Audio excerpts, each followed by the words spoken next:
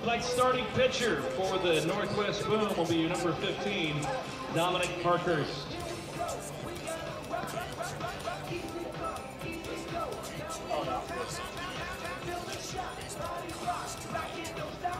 So what are you doing here, Tommy, for helping out? Well, actually, I'm taking work tonight.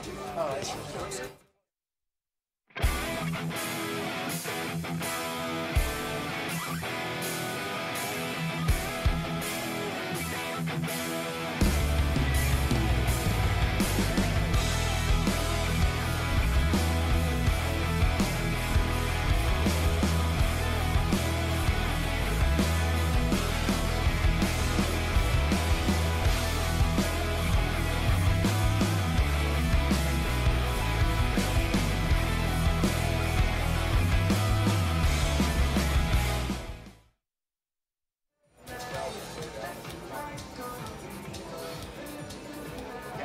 Hey fans, please direct your attention to the left field corner for the Davis Moore official game ball delivery. Delivering our Diamond baseballs is an all-new 2019 Ram Rebel presented by Davis Moore. Drive forever, worry-free at Davis Moore. With their Davis Moore 360 guarantee, you can rest assured knowing every vehicle comes with complimentary vehicle maintenance, a 3-day vehicle return policy. All pre-owned vehicles pass a strict 171-point inspection, and select pre-owned vehicles are covered with a limited lifetime powertrain warranty. To find out more, visit any Davis Moore location or visit them online at davis-moore.com.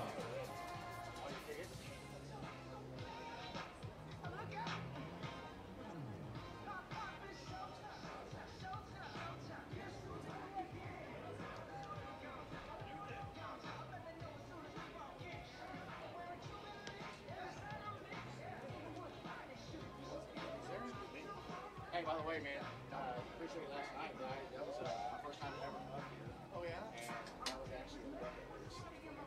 Oh, really? So that's a good idea, guys. Got another minute.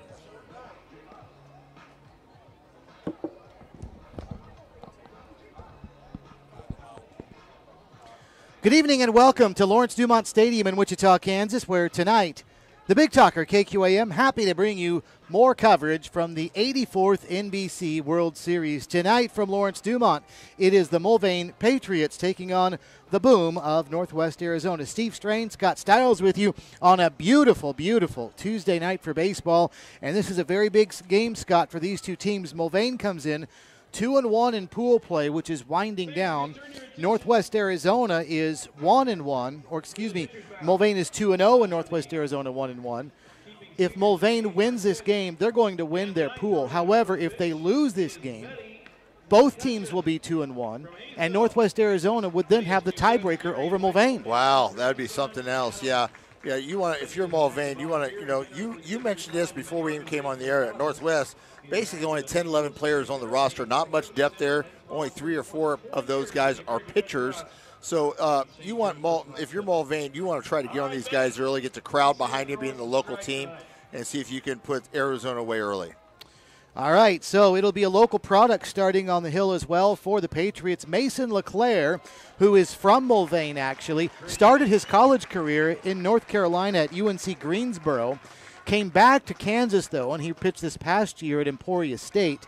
And he is a member of this Mulvane team that, Scott, is in just their second year of existence. But what a 2 years it's been. They were in this World Series last year, and here they are making a nice run again in 2018. They are, and it's fun to see the local teams going at it, and it's got some local flavor. They got some kids from out of state on here as well. And what's neat about Mulvane is the whole community gets behind this team. Steve, you've seen this in the past when you've done games for some of those teams around the area. You see a lot of the community get involved, and they take in these kids all summer. Yeah. And they become attached and become a family. In the meantime, Northwest Arizona was also here last year, Scott, and they are here again this year with only 16 players on their roster. How about that? Just 3 players listed as pitchers. Now, that's not to say they don't have more players who can pitch, but in terms of true pitchers, they only have 3 on their roster, whereas Mulvane has more than 10. So depth, obviously, an issue for the Northwest Arizona Boom. That's why I'm saying if you can get to their bullpen, if you can get to the Boom's bullpen, the Boom's going to be in trouble the way it looks. But last night we saw a guy that was listed as a, left fielder, outfielder? Yeah, come for in and Kansas. just mow down the order time after time again. You just never know.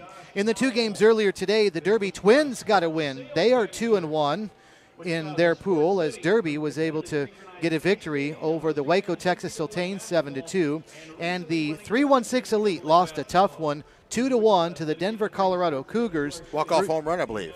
And that game, Scott, was just an hour and 50 minutes long. That's outstanding. Yeah. That's what we like to hear. You know, last night, Stevie, after we had a rain delay, got out of here last night, Hutch Monarchs took one on the chin, lost one in extra innings, 13 innings, 6-5 on a walk-off base hit as well. But they didn't get home. They didn't get out here until 3 o'clock in the morning. Yeah. How about that? Hopefully nothing like that tonight as we are on schedule. No rain, which did slow things down yesterday. Again, a beautiful, beautiful night for baseball. 81 degrees, the temperature right now. We're moments away from the first pitch. Let's take a timeout, come back with more of our pregame show from the 84th NBC World Series on the Big Talker, KQAM. And representing Sam's Club tonight, how about a big round of applause for JJ. 5 years old, has a passion for baseball, has joined us today to show his stuff off. All right, JJ, let's see what you got.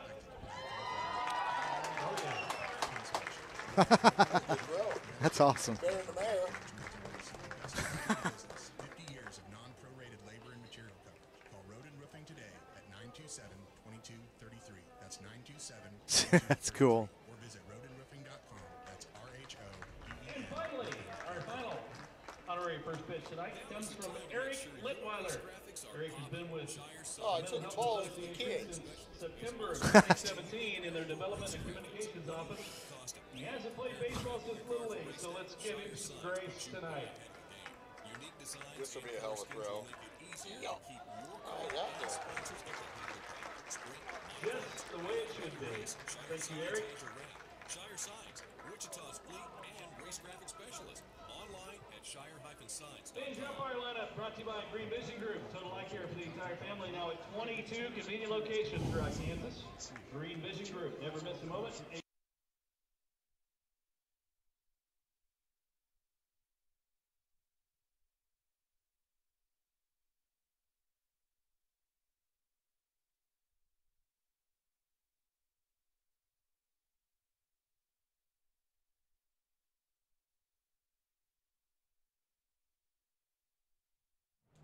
Hi, I'm Jeff Longwell, the mayor of Wichita.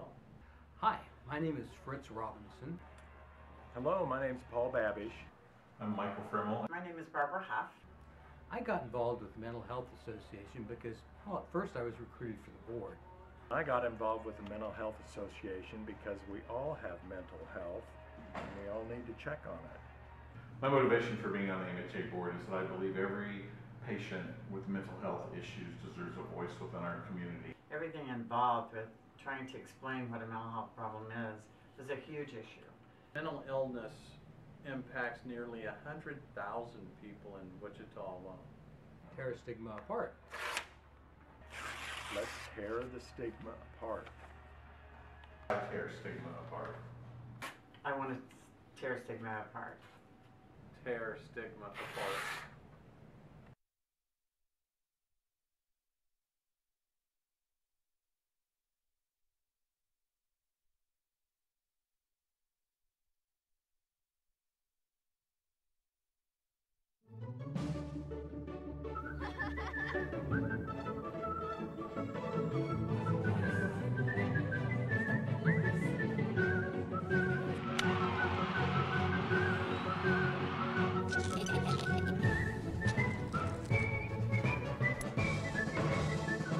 Make the most of every single moment. After the game, see what's happening at visitwichita.com.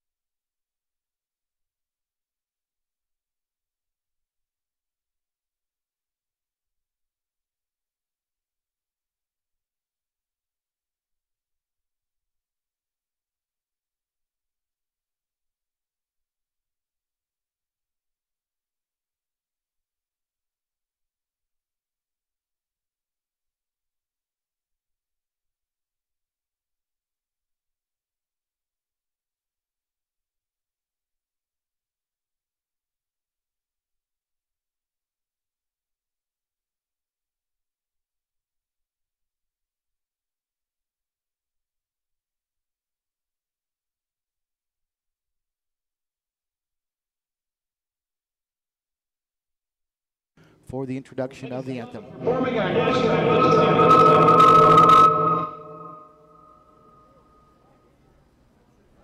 Let's try that again. Performing our national anthem this evening,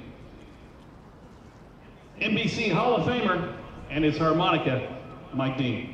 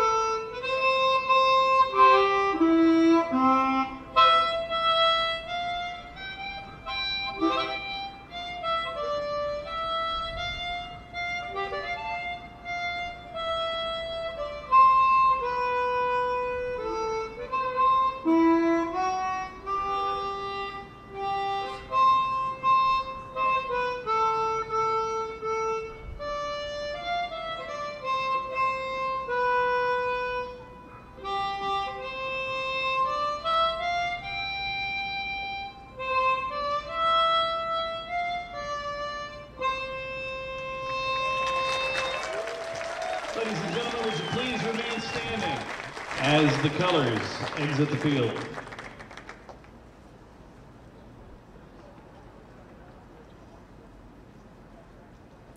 Another great rendition of the national anthem by our friend Mike Dean, who now will make his way back up to the press box for handling official scoring duties, as he's done for 35 years, Scott, and he is such an integral part of this World Series. We talk about him a lot, and he's definitely worth it for what he does, and sometimes comes down to play take me out to the ball game during the 7th inning. Always fun to hear Mike. Yeah, the day he steps away, will be a day that we'll probably have to hire 3 people to take care of what he does. Yeah. I mean, I was talking to him the other day, and he mentioned that normally, I mean, think about how late he got out of here last night. Yeah. He's not just doing official scoring. He does stats as well. It might have been 4 o'clock in the morning by the time he got out of here. And then up here probably a couple hours before the first game at 1. Sure. So it's what a grind. He actually comes in from the state of Michigan. He's a teacher.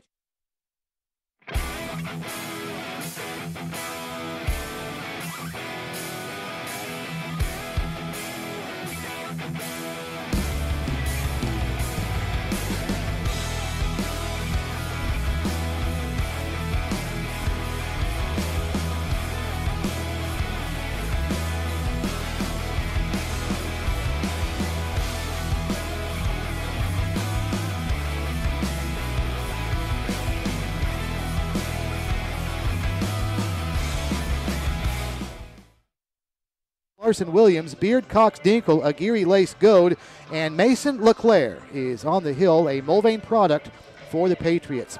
Starting lineup for the Northwest Arizona Boom has David Oropeza leading off. He's in center field. Batting second, Kevin Jimenez, the second baseman. Manuel Ramirez bats third. Ramirez at shortstop.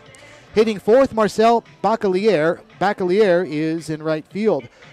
Paulo Rodriguez hits fifth. He's the third baseman. He'll be followed by Rafael Padilla, the first baseman, who bats sixth.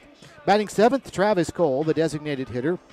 Najee Jenkins bats eighth, and he is in left field. And Sean Bracamonte bats ninth.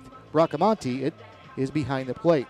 Again, the lineup for the Boom: Oropeza, Jimenez, Ramirez, Bacalier, Rodriguez, Padilla, Cole, Gaskins, and Bracamonte.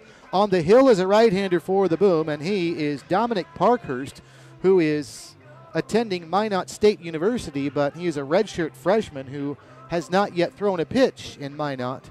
He is originally from Tucson, Arizona, and this Northwest Arizona Boom team is made up of all Arizonans except for 2 players. Travis Cole, who we mentioned in the starting lineup, is a player who is from Texas, and Najee Gaskins, also in the starting lineup, is from Leavenworth, Kansas. So there you go. So Mulvane again trying to stay perfect in pool play at 3-0 if they win tonight. If they lose, then Northwest Arizona and Mulvane will each be 2-1, and Northwest Arizona will then have the tiebreaker over Mulvane. Also in this pool, Derby is 2-1, but they do not own the tiebreaker with the Mulvane Patriots.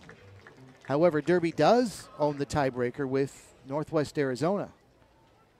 The other team in this pool, for these two teams, it's Pool A, is Waco, and they are 0-3 in this tournament. Here we go. First pitch of the game is swung on by Keone Givens and bounced over to third. Paulo Rodriguez is there, and he'll throw to first, 5-3 for a put-out, 1 away. First pitch in at 7:05, 81 degrees, hardly a lick of wind again tonight on a beautiful, beautiful, I would say perfect night for baseball in Wichita. Great night for baseball, hardly any breeze at all. Rodriguez, good play on that first pitch. Was in between hops, came up, charged it, scooped it, did the old lay scoop, and threw him out by plenty of time. Here's Javis Larson now, taking one down and in for a ball, 1 ball and no strikes.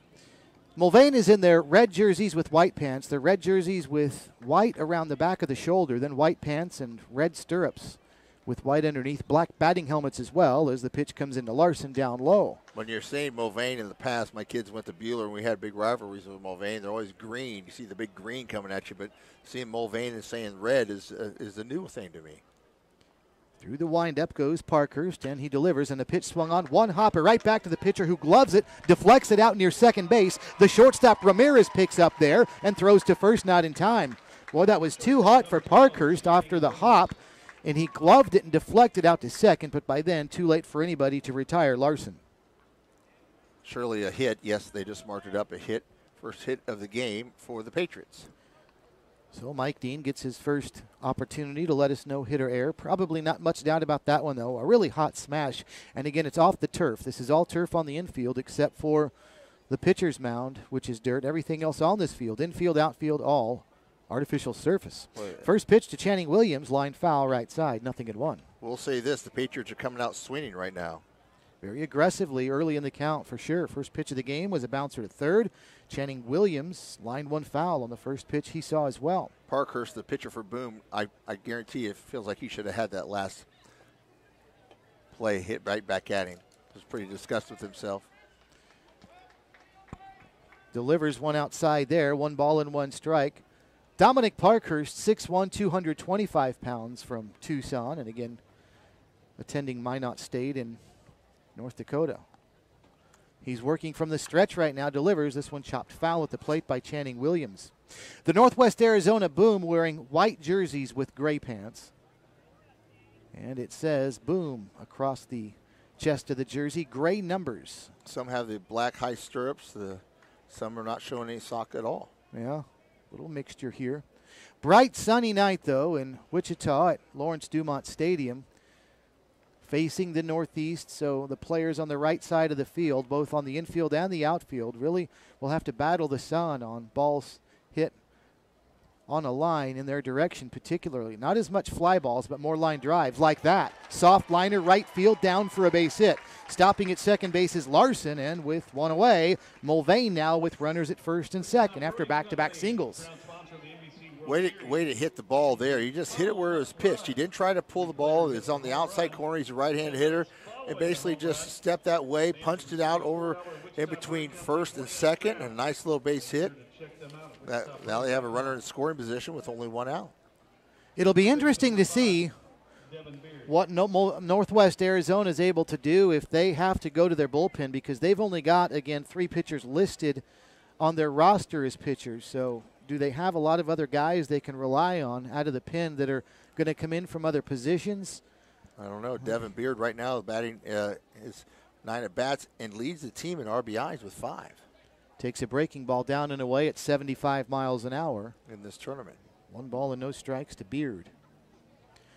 Mulvane has won by scores of 17-7 over Waco, and the Derby Twins they beat in a good game Sunday night, 5-4.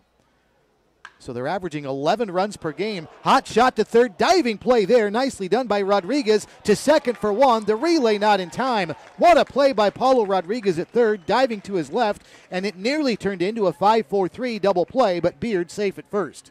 Bang play at first. I would love to see that replay, man, because that was really close, but what a play at third base.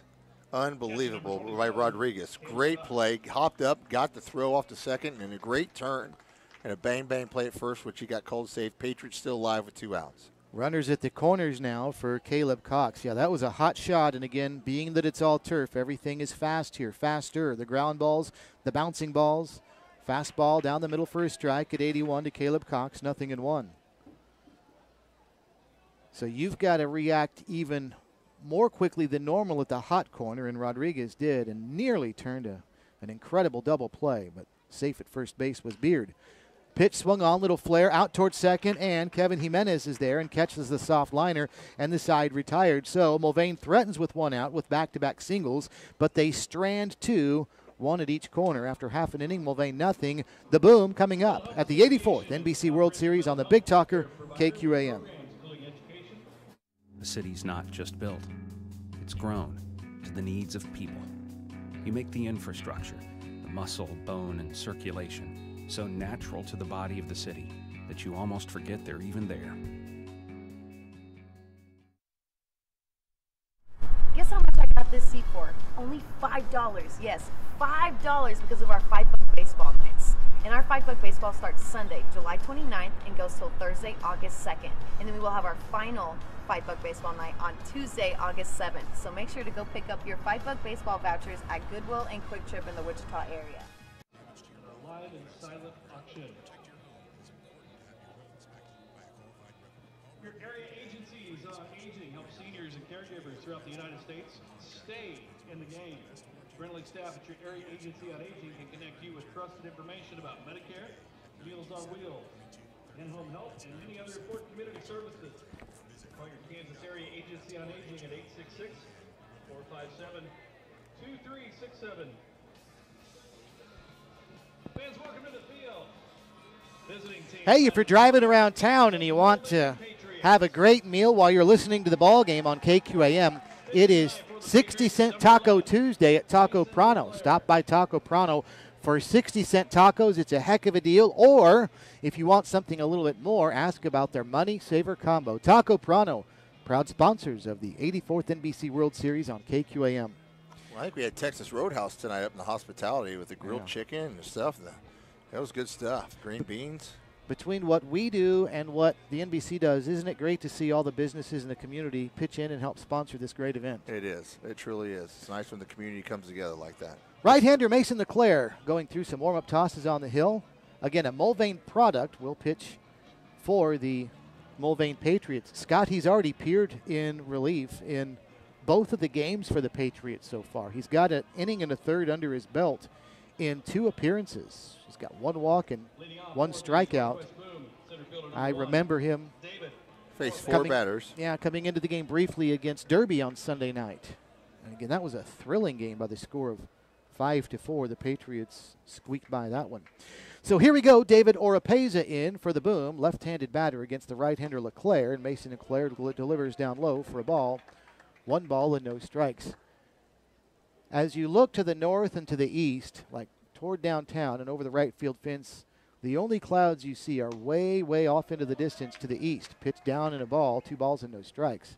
Everything else we see, Sky, up to the north, bright blue sky, then just a small scattering of clouds off to the northeast and foul territory down the left side. But a little different than last night, wasn't it, buddy? Quite different. Fastball, boy, where did that one miss? The crowd. Wow. Mason LeClaire is even saying, was that high? Where was it? It looked like it was outside edge. Third base umpire was like, wow. He said, okay. So it's 3 balls and no strikes as LeClaire thought it was going to be 2-1 after that pitch. He's got to deliver here and does, and it's 3-1. Mason LeClaire had a very nice earned run average at Emporia State this past season, 1.42, but only in 12 2/3 innings pitched. He walked 2, and Scott struck out 17 as this one fouled at the plate, and he's worked the count back full at 3-2. But how about that strikeout to walk ratio, 17-2 in 12 2/3 innings? Pretty impressive. You'll take that any day, won't you? Yeah. Opponents hit 291 against him. He had 3 saves on the year. That was second on the team. Oropeza bounces one out to short. Channing Williams is there. He'll throw to first in time for a 6-3 putout, 1 away. Let's set the defense for the Patriots of Mulvane. Turner Laces at first base. Mason Goad at second. Channing Williams at short. Devin Beard at third. The outfield from left to right. Hunter Aguirre, Keone Gibbons, and Javis Larson. Caleb Cox behind the plate. Mason LeClaire, the righty from Mulvane, is handling the pitching. Here's Kevin Jimenez, the second baseman for the Boom. Standing also in the left-handed batter's box as David Oropeza did. He checked his swing. They appeal to third, and that's Travis Olson down there who says no, he did not go around. Clint Wheeler is behind the plate calling balls and strikes. Mark Wagers is at first base, then Travis Olson, the third base ump. The 1 ball, no strike is down low, and it's a fairly tight strike zone early on, it looks like, 2-0. Mark Wagers, the first base umpire, well-known name in this area, calls a lot of Jayhawk League games as well as out at Wichita State. He calls a lot of college baseball in the area. This one has popped up behind the plate, and it looks like that one's going to sail over toward the dugout and just barely cross the railing on the first base side. So a foul ball is going to make the count 2 balls and 1 strike. Kevin Jimenez from Tubac, Arizona. Tubac, Arizona. Tubac. Not Tupac, but Tubac. Yeah. New Mexico State University. Freshman is what he is classified as. He's got a 2-1 count on him right now as LeClair's ready and delivers. Wow. Another one that just missed. That one I think was outside, yeah, I but agree. not by much. He is really working the outside to these left-handed hitters. Catcher did a great job of framing that, though. That's what I like about him. I mean, he keeps it right there on the corner. LeClair ready and delivers. And that one up high, I guess, ball 4, and down to first base goes Jimenez. I like that, I guess. Yeah, it's the a strike tight zone is really small right now. Yeah. There are shadows, by the way, that are right around home plate, as we normally see on a bright, sunshiny day like today, at this time of day in late July, early August. Shadows from the press box covering home plate and about a foot out in front of it, and that's all. The rest of the infield pretty much in shadows. Pitch down low for a ball, 1-0. LeClair a fastball, and he's having trouble finding the zone. Not getting help from Clint Wheeler, the home plate umpire, but it's 1 ball and no strikes. Big lead at first as well. 1-0. Here comes the pitch, working the outside edge down and away. What we see from these shadows as the sun goes down, Scott, time called, Channing Williams, the shortstop, in to talk to his pitcher, is they don't really creep out like at other ballparks, out closer and closer to the mound. The direction this stadium faces and the bleachers and the press box that are creating the shadow actually just forces the shadow farther up the first baseline until the sun sets. So it never really becomes one of those 50 and sunshine 50% exactly, shadows yeah, here, right. which is a big advantage to the pitcher. Pitch swung on, fouled back and out of play, and the count's 2-1. You've seen those shadows in some of these parks where it creeps in, except for where the batter's at, right around. And man, that ball comes out of that shadow and it's like right on top of you before you can see where it's at. Yeah. You're late reacting, so. 2 balls and a strike to Manuel Ramirez, the first right-handed hitter in the lineup. Runner going and a hit and run. Base hit right field, and down to third base is going to go Jimenez. What a great piece of hitting by Ramirez. He hit it to second base, but Mason Goad broke for the bag on the hit and run. Otherwise, that would have been a ground ball to him. Instead, a single to right. Yeah, the play was on for a hit and run. Second baseman had to throw it from the catcher, so he was going to the bag, and he hit right behind him. Great piece of hitting by number 11, Manuel Ramirez. That's his third hit of the series. So, runners at first and third, 1 away. Here's Marcel Bacalier, another lefty. He slices one into left field. That's down. That'll be a base hit. That's going to score a run. Here comes Jimenez from third, stopping at second Ramirez on the RBI single for Marcel Bacalier, and it's 1-0. The Boom have the lead. Good piece of hitting. First pitch strike. Just hit it where it was. Outside pitch. Drove right down the left field line. Now, the Boom has laid the first boom of the game, leading 1-0 with runners in scoring position and only 1 out. Paulo Rodriguez, the third baseman, is in with first and second 1 away. And the buzzer just expired, and I think that's going to be ball 1. It is.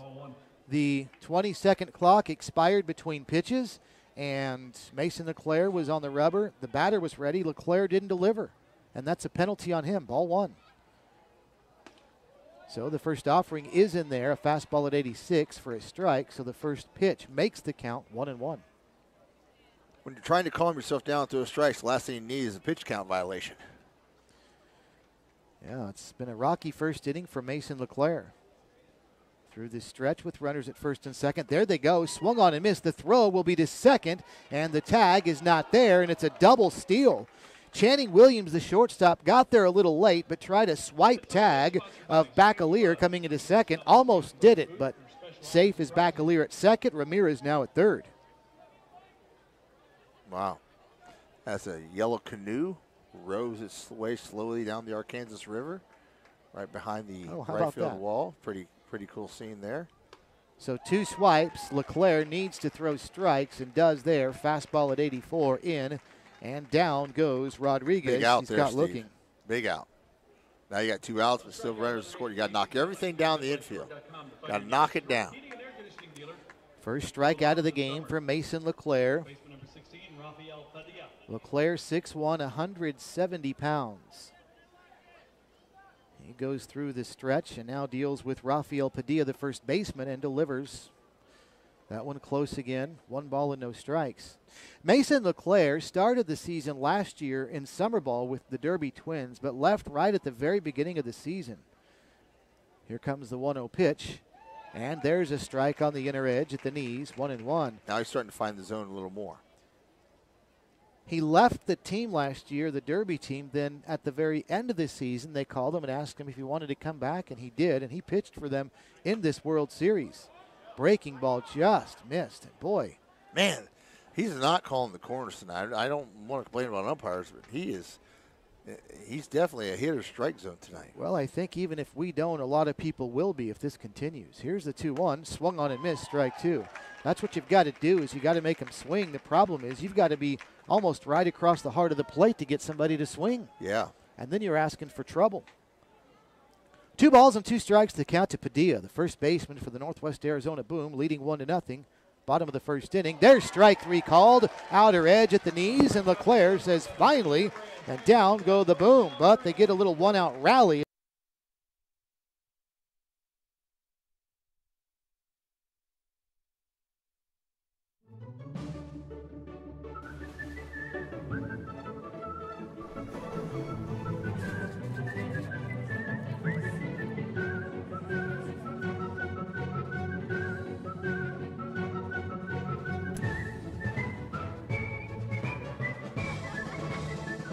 Make the most of every single moment. After the game, see what's happening at visitwichita.com.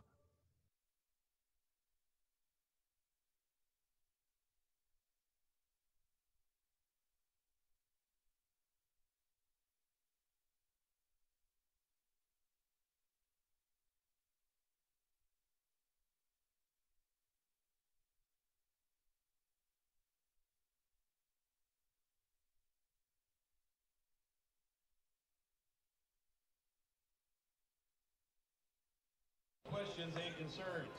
When you visit the site, you can also connect with real people at state agencies who can answer your specific questions or guide you to the right authorities. Visit Kansas Money. Team Electric helping bring you NBC Baseball, this 84th World Series on KQAM. Our thanks to their sponsorship, and also Cherry Oaks Golf Course in Cheney. Boy, if you're not listening to baseball, and if we weren't here, Scott, what a great night it would be to be playing the links out at Cherry Oaks and Cheney. Oh, we got to do that soon. After this thing slows down a little bit, that's where we're heading, Stevie. One night after work, we're going to go out and get a quick 9 in. Yeah. Here's Dalton Dinkle to lead off the second inning for the Mulvane Patriots, taking a strike from Dominic Parkhurst, 0-1. 1 run on 2 hits for the Northwest Arizona Boom. The Mulvane Patriots scoreless with 2 hits, as the 0-1 to Dinkle is a breaking ball outside. So each team had 2 hits in the first inning, but Northwest Arizona is the team with a run to show. Well, Mulvane Patriots avoided more disaster, really. It could have been worse, but they did a good job of buckling down and getting out of the inning, only giving up 1 run. Parkhurst delivers away, perhaps down as well. 2 balls and a strike to count to Dalton Dinkle, who's the designated hitter for the Mulvane Patriots tonight. He's a local product from Wichita who sends one to the right side. Liner to right, but Marcel Baclier is there, and he makes the catch. 1 away. Shire Graphics sponsoring our coverage of the 84th NBC World Series. Thanks to them.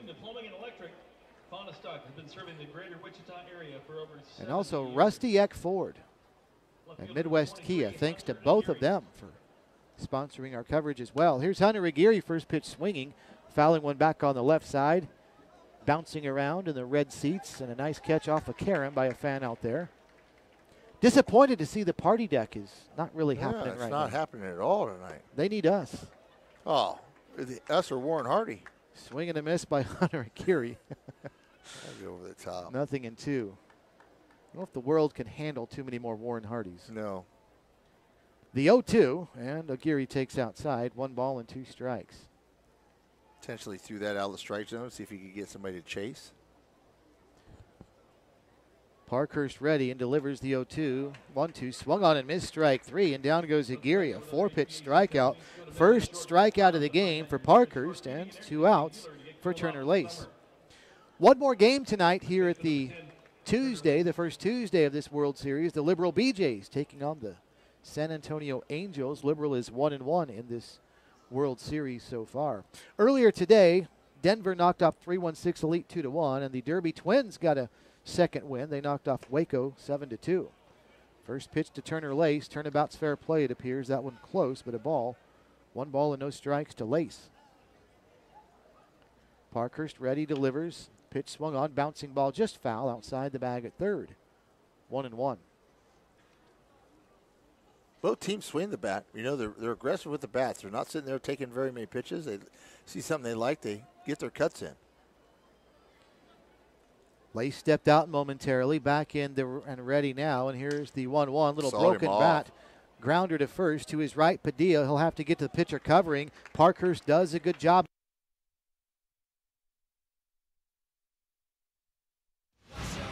Leonard Skinner, last of the street survivors, farewell tour. Saturday, September 29th in Trust Bank Arena. With special guest, the Marshall Tucker Band, Leonard Skinner, on their final tour ever.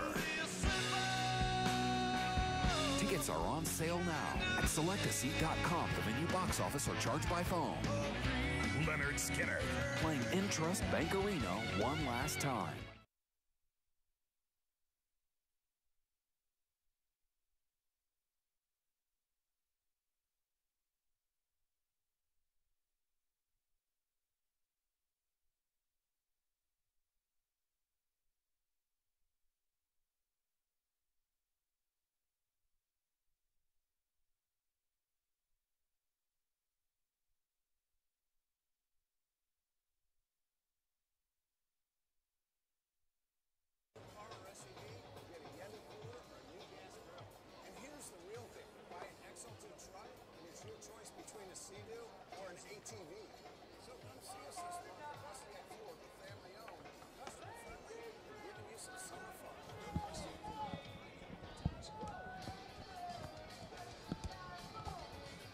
Leading off for the Northwest Boom, designated hitter number 2, Travis Cole. Ready for the bottom half of inning number 2. 1-0 Northwest Arizona over Mulvane, and it's Mason Goad, for the Northwest Arizona Boom, it's Travis Cole that leads off, the number 7 hitter in their lineup. First pitch a ball, 1 ball and no strikes. Cole ready in the second offering, swung on and fouled back out of play, 1-1. Cole, then Najee Gaskins and Sean Bracamonte, 7, 8, 9 in the order for the Boom, on top 1-0 over the Mulvane Patriots. Mason LeClaire ready, delivers the 1-1. Fastball on the outside edge, 85 miles an hour. Finally got that call. That's one he wasn't really getting much of in the first inning. Didn't get much of anything. Here's the 1-2 pitch. That one was a little way, 2-2. Good job framing it, though. A symmetrical ballpark here at Lawrence Dumont Stadium. 330 down the lines, 385 to the power alleys, 400 to straightaway center field. Here's the 2-2. Fastball, line foul, right side, out of play. Still 2-2.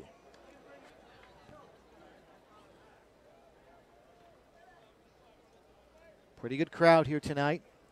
It would stand to reason with a local team and great weather. Temperature now down to 80. Definitely baseball weather. Here's the pitch. Swung on and missed. Strike 3. And that is now, Scott, 3 strikeouts in a row for Mason LeClaire. And even though he got squeezed, we thought, a few times in the first inning, those last 2 batters that struck out were both caught looking, and now a strikeout swinging here to start the second. Yeah, he threw it right up in his eyes, and he's tall. He's got to be at least 6'1", 6'2", and threw it right at his eyes, and you couldn't lay off of it for a strike 3 swing. So Najee Gaskins is in, taking a pitch for a strike, 0-1, and now it seems like LeClaire has started to find a little groove. Yep. This is when, if you find how he's getting in a rhythm now, this is when, if you're a hitter, you step out and you take your time. I know you got a clock and stuff, but you want to, as he laces a double down the line. Well, it could be a double.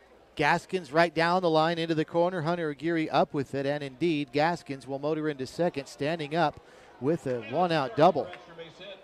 Out in front of that one, lined it down the left field line, and with one away, a runner in scoring position for the Boom, and Sean Bracamonte will step in now. You won't have to worry about weather because Anderson can handle anything Mother Nature throws out. Find out more information at starlumber.com. Bracamonte is a right-handed hitter and the catcher for the Boom. Sean Bracamonte. He is one of the other players on this team that's not from the state of Arizona. Bracamonte really back in the box, that right foot almost outside the line. As long as it's touching the line, you're legal. Pitches high for a ball, 1 ball and no strikes. They move back in that box so they can get on top of the fastball more, but the way he's throwing his fastball, I wouldn't think you'd need any extra time. Not a fast pitch. Pitch chopped at the plate, and it's going to bounce up the third baseline, then spin foul. On this turf, you can get a lot of English on a ball, and that one looked like it might stay fair, but on that last bounce, it really took a left turn. We had a lot of top spin on, but we talked about this field in the past, Steve, where it's crowned. So from the mound to the corners of the bases, it slopes down a little bit, ever so much. So if you get a bunt down the line, it's going to roll foul. And the first baseman, third baseman on defense, you're instructed to leave that alone because 9 times out of 10 it's going to roll foul due to the crown of the field, so the rain rolls off. 1 ball, 1 strike to Bracamonte, and here comes the pitch. LeClaire took something off there. A change at 72, came in tight, 2-1. Well, he came through with a full motion right there, but gripped that one to take something off, but missed in tight. 2 balls and a strike, and here's the next offering. Got him. In there for a strike, 2-2. Yep, good solid corner pitch right there. Sean Bracamonte attending Bryan College, which is in Texas, down near College Station. 2-2, here's the pitch. Swing and a miss, and down he goes, and that is now 4 strikeouts, Scott, in the last 5 batters for Mason LeClaire. Yeah, he's starting to get his rhythm a little bit, and also his speed on his fastball is picking up a little bit as well, about another mile or two faster. And after his first 2 strikeouts were both caught looking, the last 2 have been strikeouts swinging. As we go back to the top of the order with David Oropeza, the center fielder. Left-handed hitter, and he takes a strike on a breaking ball at 76-0-1. Oropeza grounded out to short to start the bottom of the first inning. He's 0 for 1.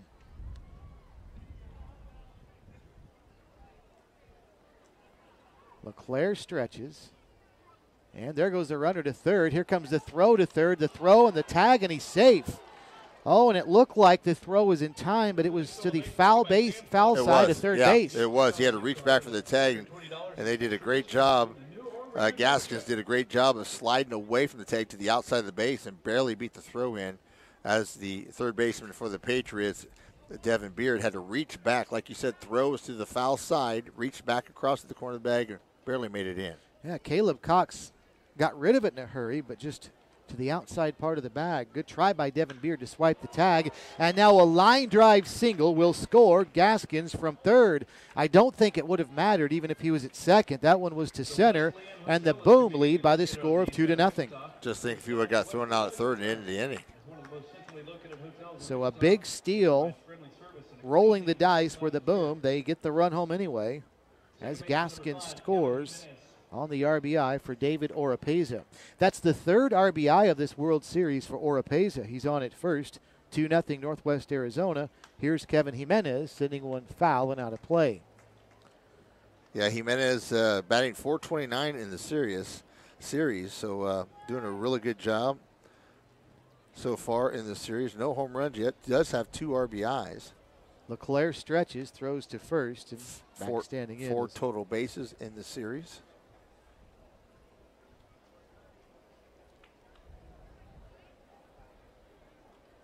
LeClaire long looking at his catcher, Caleb Cox, now ready and delivers a fastball inside edge. It's a strike, 85 that one hit at, nothing in two, excuse me. I wouldn't be surprised if they send him here because this could be a breaking pitch on 0-2. It's a good pitch to steal on to see if he can do something here. Runner gets his lead. He's going on 0-2. The pitch high and away. The throw to second. And again, it's to the left side of the bag. And a stolen base for David Oropeza. I should have been a coach. So on an 0-2 pitch. Good throw, and he has it. Yeah. Both of Cox's throws on attempted steals, once to third, once to second, on the left side of the bag. And his fielders having to catch on one side and reach around to the other. Now a ground ball out to short, backhanded by Channing Williams. A low throw to first, and a nice dig by Turner Lace. He swiped his left glove forward a la Eric Hosmer and scooped it up. Side retired, but the Boom score one while they leave one after two. Northwest Arizona 2, Mulvane nothing at the 84th NBC World Series on the Big Talker, KQAM. Mount up, take off, and chase the sun. Experience more of what makes Kansas great. And let K-Tag help you get there. 236 miles of road, endless destinations of wonder. Start your adventure with K-Tag. Get your free K-Tag at myktag.com. Hey, make it out every Friday of the NBC World Series this year. All college students will get free admission into the NBC World Series and will be offering $3 16-ounce Natty Light cans.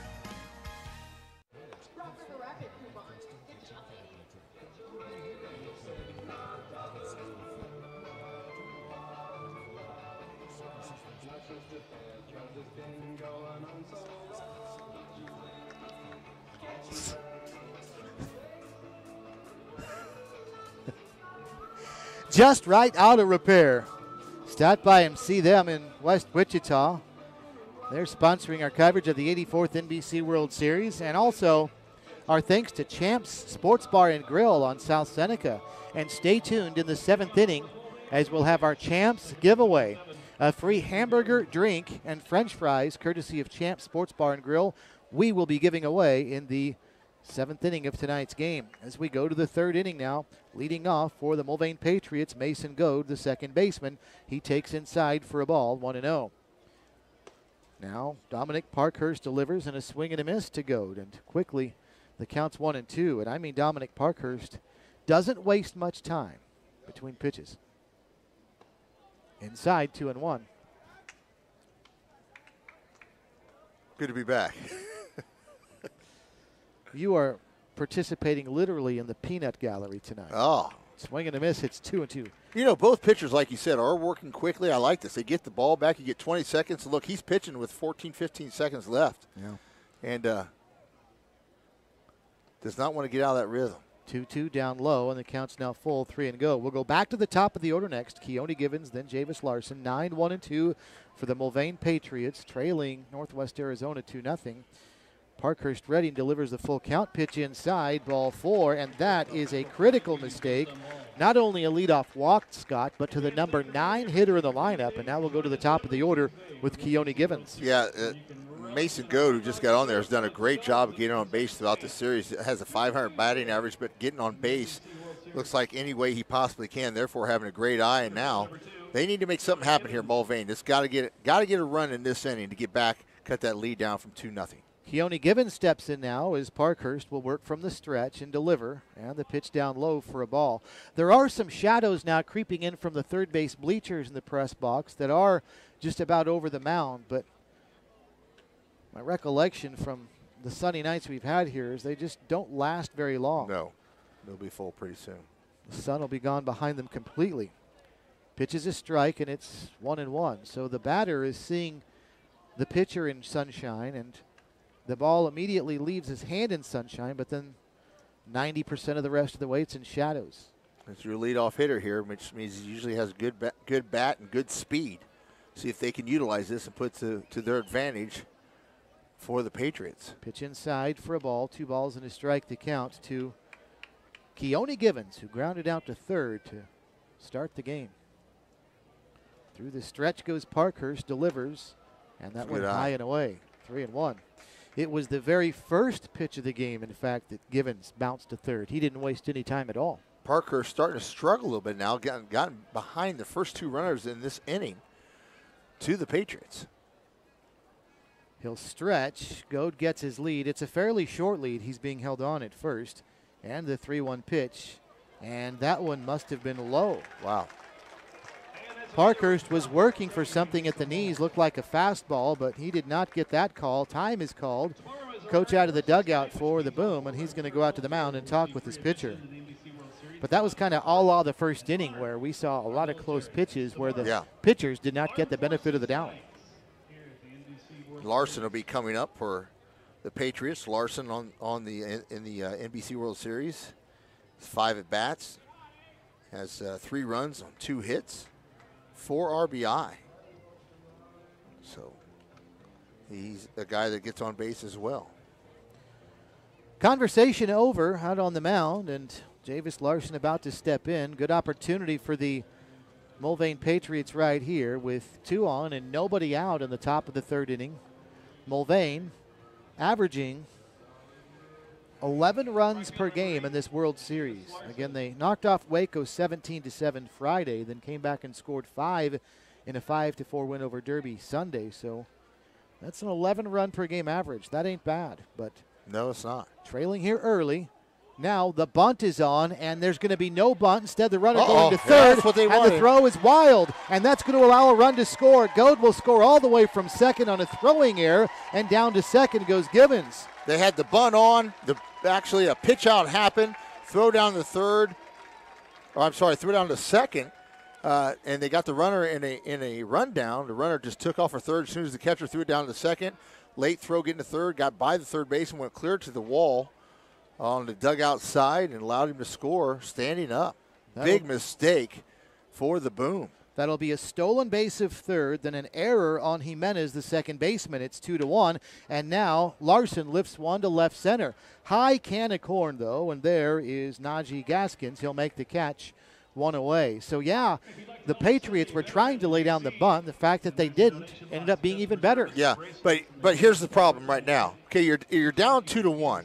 You have no outs. You have a guy on second.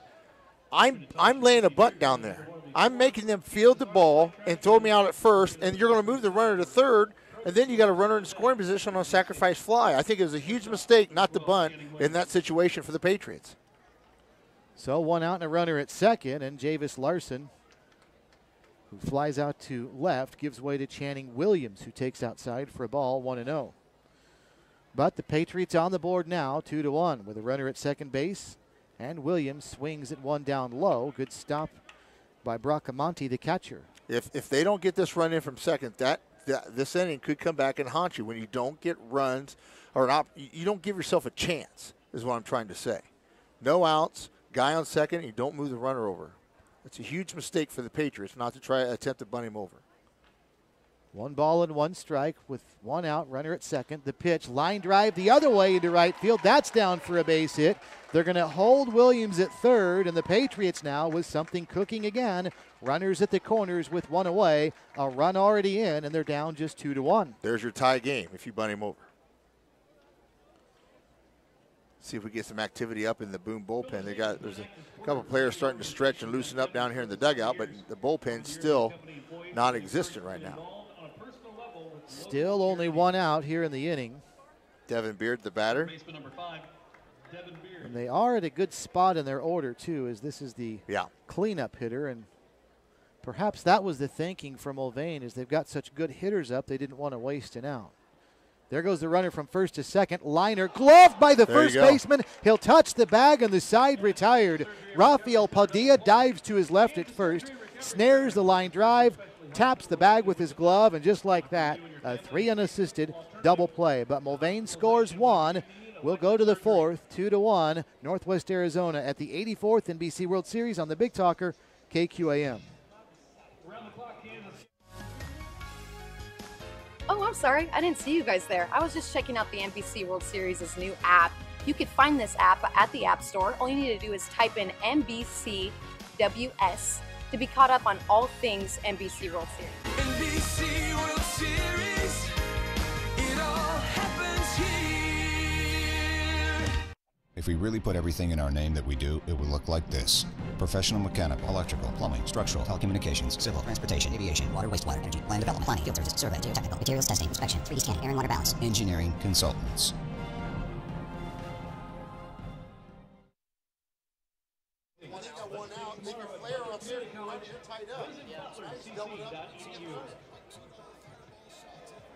I think the reason is because the guy was 3 for 5 in the tournament. Maybe they didn't want to take it back out of his hands because he's 3 for 5 in the tournament.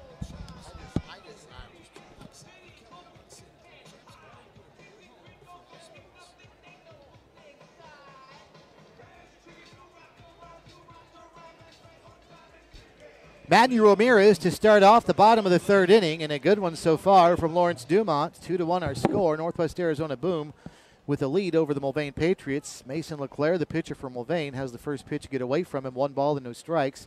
Down and away to the right-handed hitter. 2 runs, 4 hits for Northwest Arizona. A run on 3 hits for the Patriots of Mulvane as LeClaire is ready and deals again. And this one misses down and away, 2-0. And once again, LeClaire all of a sudden having a little trouble finding the zone.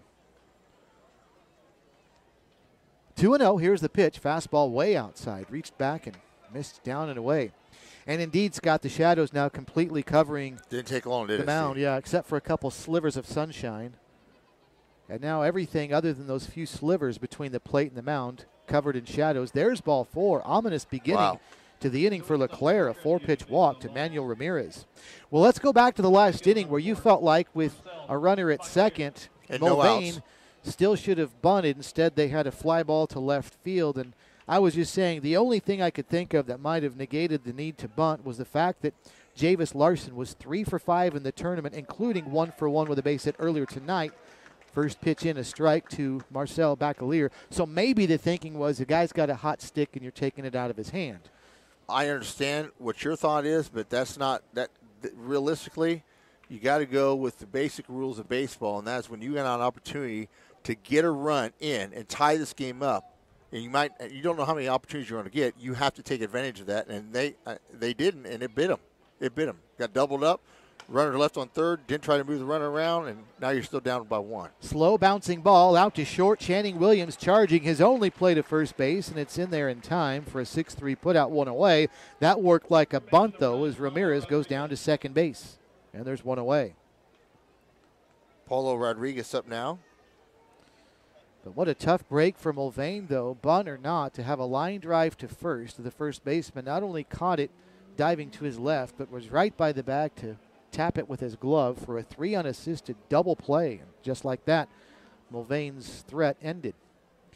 Here's Paulo Rodriguez now, and he lines one to short. We may have another double play. Nope, getting back to the bag is Ramirez just in time. That one hit on the screws by Rodriguez, but right at Channing Williams, 2 away.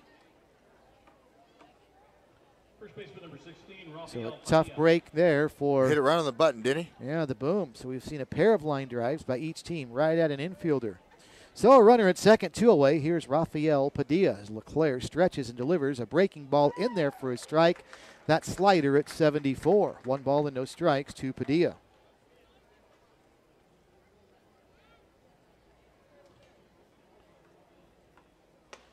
There's a strike in there. There you go. LeClaire finding his groove. Nothing into the count to Padilla, who was caught looking back in the first inning. Now Mason LeClaire can throw what he wants. He's got a couple to waste here. Doesn't have to groove it here. Can throw it outside, whatever he wants. Well, he gave up a lot of the plate there, but it's fouled back and out of play. Boy, he did. He grooved it. Still nothing in 2. Oh, man. Runner at second, 2 away. Bottom of the third inning. Mulvane trailing the Northwest Arizona Boom 2-1. LeClaire stretches and delivers. Breaking ball swung on and missed. Strike 3. That one a slider at 76, and LeClaire starts. At Davis Moore, we pride ourselves on our ability to provide a safe and reliable driving experience to all of our customers. When we say that safety is our top priority, we mean it. That's why every single one of our pre-owned vehicles goes through a 171-point inspection before it ever goes on our lot. And with our Davis Moore 360 guarantee, you can drive forever, worry-free. So let us prove to you that we have the best car care and best customer experience and why nobody beats a Davis Moore deal. Come by any one of our 5 Davis Moore locations or check us out online at davis-moore.com.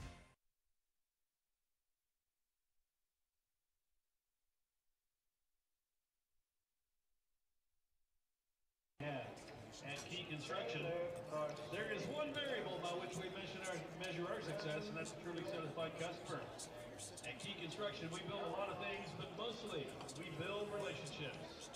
Ain't got no secrets, 2 hours, pushing brooms by 8 to 12 4-bedroom mama. Means by no means.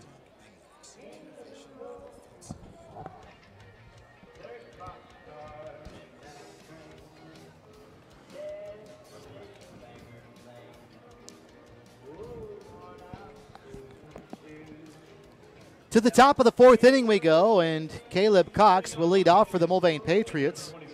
He'll be followed by Dalton Dinkle and Hunter Aguirre, 5, 6, and 7 for Mulvane, trailing the Northwest Arizona Boom by the score of 2-1.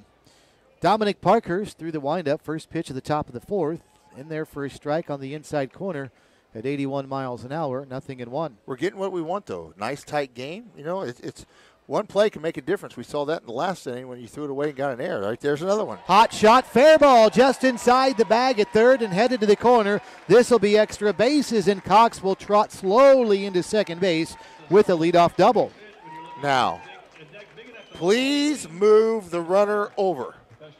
Do you agree with this now or not? Or do you like this guy swinging away too, Coach? It's their designated hitter. I don't care. I'm not saying that they won't, but this is somebody who you'd think is a pretty proficient hitter. Not everybody can bunt. Well, that's true. It's not the strength of every player either. Dalton Dinkle, big right-handed batter, designated hitter for the Patriots, and he is looking to swing away, but first takes 0-1. He's not even looking at the coach. He's up there to swing. Yeah, he might just not be the bunting type, but not everybody is. Through this stretch goes Parkhurst. Nobody holding the runner at second. The pitch down low, and it bobbles around in front of Bracamonte. Now he finds it, throws to third, and safe at third base is Dinkle. There's your bunt. Yeah, they didn't need to do it as that one bounced in. Sean Bracamonte had it deflect off of his glove, and he couldn't find the ball until it was too late. And sliding in safely at third is Caleb Cox. So a runner at third now with nobody out. That's the tying run for the Mulvane Patriots. Parker stretches, delivers, hot shot up the middle, base hit with the infield playing in. I don't think that would have mattered. It was right over the bag at second, and we start all over, tied at 2 after an RBI single for Dalton Dinkle. What's something about that is a lot of times fielders like to field, after they throw the pitch, field their position, and Parkhurst pretty much just jumped out of the way. That thing came back so hard. So the 5th hit of the game means that Mulvane has out-hit Northwest Arizona 5-4. On the scoreboard, it reads 2-2 in the run column. Hunter Aguirre first pitch swings and fouls one back and out of play just off to our left. 0-1 to Aguirre. Went up in one of the suites. Good play by them. Dinkle gets his lead over at first base. It's a fairly short lead. The pitch Another is down and pitch. away, and this is going to get away from Bracamonte and send the runner to second base. So Dinkle on what, yeah, you're right, Scott, should be, I would think, a wild pitch, makes his way to second.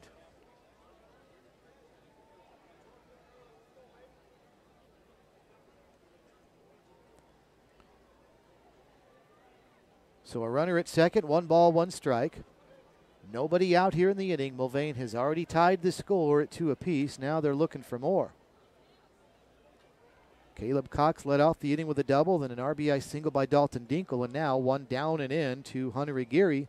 Makes the count 2 balls and a strike to him. One good thing about the catchers, they're used to playing in dirt all season long. You know, they do the slide. Well, on this, you have turf around the plate, and it's more of a true hop. You get a little more of a springy hopper on that, and it can throw the catcher off a little bit. 2 balls and a strike. Through the stretch, Parkhurst, still nobody holding the runner on at second. Pitch swung on, slow, bouncer up the middle, through for a base hit. On into center field, they're going to send the runner. Here comes the throw, and a tag, and he's safe on a bang-bang play at the plate. An RBI single for Aguirre, and he winds up at second base on the throw home, and Mulvane's taken a 3-2 lead. He reached out and just slapped it, just barely got it past the diving second baseman. The center fielder came charging hard, Oropesa, and man, he threw a bullet but the catcher had to take a step up to catch it in the air, and that opened the window for the home plate, for the slide away from the plate. Well, this is the second time through the lineup for the Mulvane Patriots, and it looks like these guys are really starting to find their rhythm and timing on Dominic Parkhurst. As Mulvane now with 6 hits here in the game and 3 runs, they lead 3-2 here in the top of the 4th inning, and again another runner in extra base in scoring position for Mulvane is taking down low Turner Lace. They've had somebody in scoring position practically the entire inning after Caleb Cox led off with a double. Dalton Dinkle hit a single to bring him home, but it wasn't long before he was at second base after a wild pitch. Now Hunter Aguirre is at second. And one yanked foul, 1 ball and 1 strike, the count to Turner Lace. He's lost 2 mile an hour off his fastball, and now we're going to see some activity going on up there. It's going to be the DH Cole is going to go down there and warm up. Just 16 players. Travis Cole. Northwest Arizona roster, and only 3 listed as true pitchers. Travis Cole is actually listed as a catcher. He might be the bullpen catcher. We'll see. Pitch comes inside, and that one hits Turner Lace. And Dominic Parkhurst has really lost it here in the 4th inning. Hey, accidents do happen, just like getting hit by a pitch. But with Affleck, so Lace had to twist around, let that one hit him on the back. Trots to first. Staying at second base is Hunter Aguirre, and now very much a leveraged situation in favor of Mulvane. First and second, nobody out. Mason Goad steps up to the plate. He walked his last time up. And they're playing at the corners, anticipating a possible bunt by him. We'll see. He's showing, and the pitch is up high for a ball. And the count is 1 ball and no strikes to Goad. Goad also scored in the 3rd inning after his single, or excuse me, after he walked. 1 ball and no strikes. He's showing bunt again. This one away. Yeah.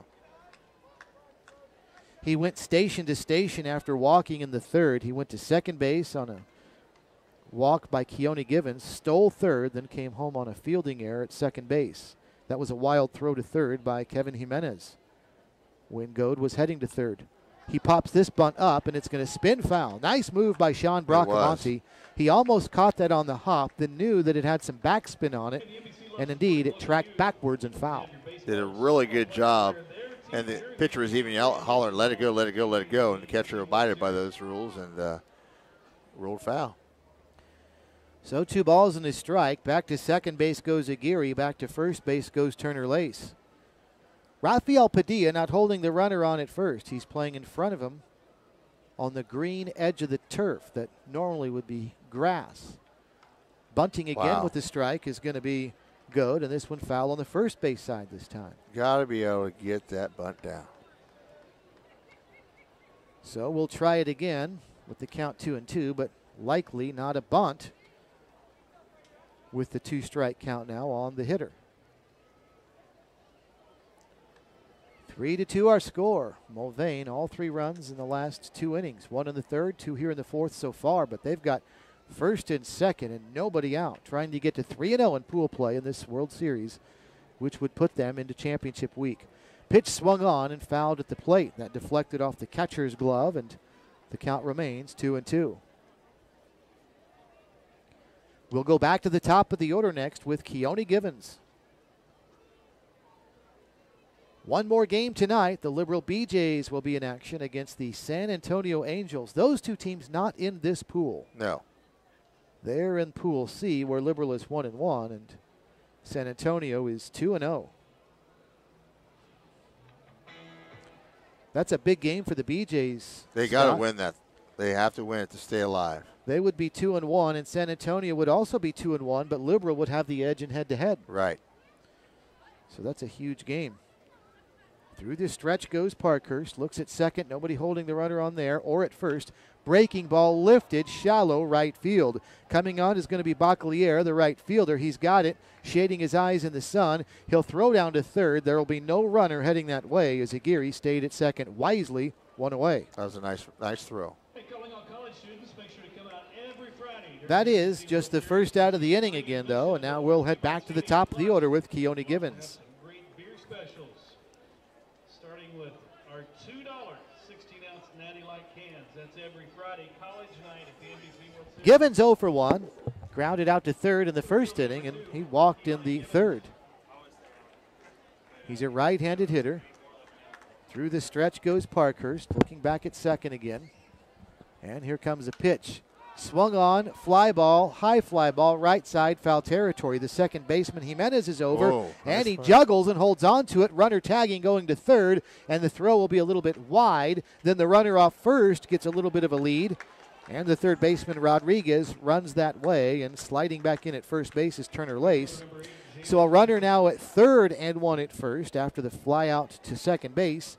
That'll bring up Javis Larson. Well, another big out to keep it a one-run lead right now. If they could get out of this, that'd be saying something. Yeah, this would be big for Northwest Arizona. This could have been much worse if this is all the damage that Mulvane does, the way this inning started. Through the stretch goes Parkhurst. Looks over at first. The runner there now being held on. And the pitch down and in for a ball. 1 ball and no strikes. Javis Larson singled in the first inning, then flied out to left in the third. That was the fly out that Scott felt like probably should have been a bunt attempt. Yeah. Takes down low, and it's 2-0. Sean Bracamani, the catcher, out from in front behind the plate to motion to his pitcher. Just settle down. He's gotten the last two guys to reach at outside pitches to flare the opposite field. See if he can get the same like he did last time with him. Pop up a little bit to the left field. Left-handed batter. Here comes the 2-0 pitch, and that one in tight. And the count's now 3-0. Even the first baseman snapped his head on that one, thought it was a strike. Nobody really concerned about Hunter Aguirre over at third. Paulo Rodriguez, the third baseman, playing well off the bag, so Aguirre can get a pretty good-sized lead if he wants, as there's a strike. Taking all the way was Larson, and he should with the count 3-0, and now it's 3-1. Parker slowed his motion down a little bit and just threw a nice, easy strike in there. About 80-mile-an-hour fastball. Now the 3-1 misses down, and there's ball 4. And they are loaded up for the Patriots here in the top of the fourth inning as Larson draws the walk. So Aguirre still at third. The walk moves Turner Lace down to second base. Larson's on at first. They're loaded for Channing Williams. And Channing Williams batting third in the order. Usually that's one of your better hitters. And he's 2 for 2 tonight with a pair of singles, and he fouls this one at the plate, 0-1. And he has been red hot in this tournament, Scott. He's 6 for 11 coming into the game, so he is now 8 for 13 in the World Series. How about that? You don't get that in softball. That's definitely not a guy good. you'd want bunting either. Not that this is a bunt situation, but boy, if you did, you'd be walking to first because they were playing pretty deep, trying to get the out at second or first. Nice curveball. Oh, my. Stayed in sight. And you could see Parkhurst's body language. He thought that was a strike. That was right there. He got squeezed, and it's 1 ball and 1 strike. Man. Through the stretch, Parkhurst. Using the old Mizuno bat, wood bat. Here's the pitch. Fastball swung on and fouled. Back to the backstop, 1-2. Boy, this is a really big at bat in this game. Mulvane leading 3-2. They've got 2. They've got the bases loaded. So a chance to increase their lead, but there are 2 outs. 1 ball and 2 strikes to the shortstop for the Patriots, Channing Williams. Through the stretch goes Parkhurst. Doesn't really look at the runners with 2 outs. Now he looks at third, but throws home. And this one yanked foul left side down toward the Northwest Arizona bullpen. It lands harmlessly, and the count is 1-2. Still very little wind out of the north. The flags here at Lawrence Dumont are just to the foul side of the right field foul pole, and they're blowing to our right, which means it's blowing in from left out of the north. but a very, very light breeze on a delightful night for baseball. 78 degrees right now. Here comes the 1-2 pitch to Channing Williams, fouled back to our right and just above us. You know, this is my 3rd year here, 4th year actually, calling games here. And I have yet to have one come up to the booth. They've been all around us. I think I'm about due. Well, you just had one a month ago on ESPN at Arkansas. Yeah. So, yeah. Calling Wichita State softball. It's new month. I think that almost went viral that I caught that ball. Oh, well, I mean, I had 2 people call me the other day. I wonder if you had any eligibility left. Yeah. I still think the girl caught it and handed it to you before the camera got on you. I've signed a few autographs. Having to fight off the paparazzi, it's been quite a whirlwind. The 1-2 is high and tight for a ball, and the count's even at 2-2. That paparazzi in Wichita could be tough. Yeah. Really can. The groupies I've had to deal with, it's been outrageous. Well, this is do or die here, 2-2. You don't want to go 3-2. You want to throw your pitch right here. Through this stretch goes Parkhurst. Here comes the 2-2 offering. Got him. Swung on and missed strike 3 on a breaking ball, tailing down and away. What a big pitch for Dominic Parkhurst as Mulvane scores 2, but they leave him loaded. And after 3.5, Mulvane 3, the boom 2 at the 84th NBC World Series on the Big Talker KQAM.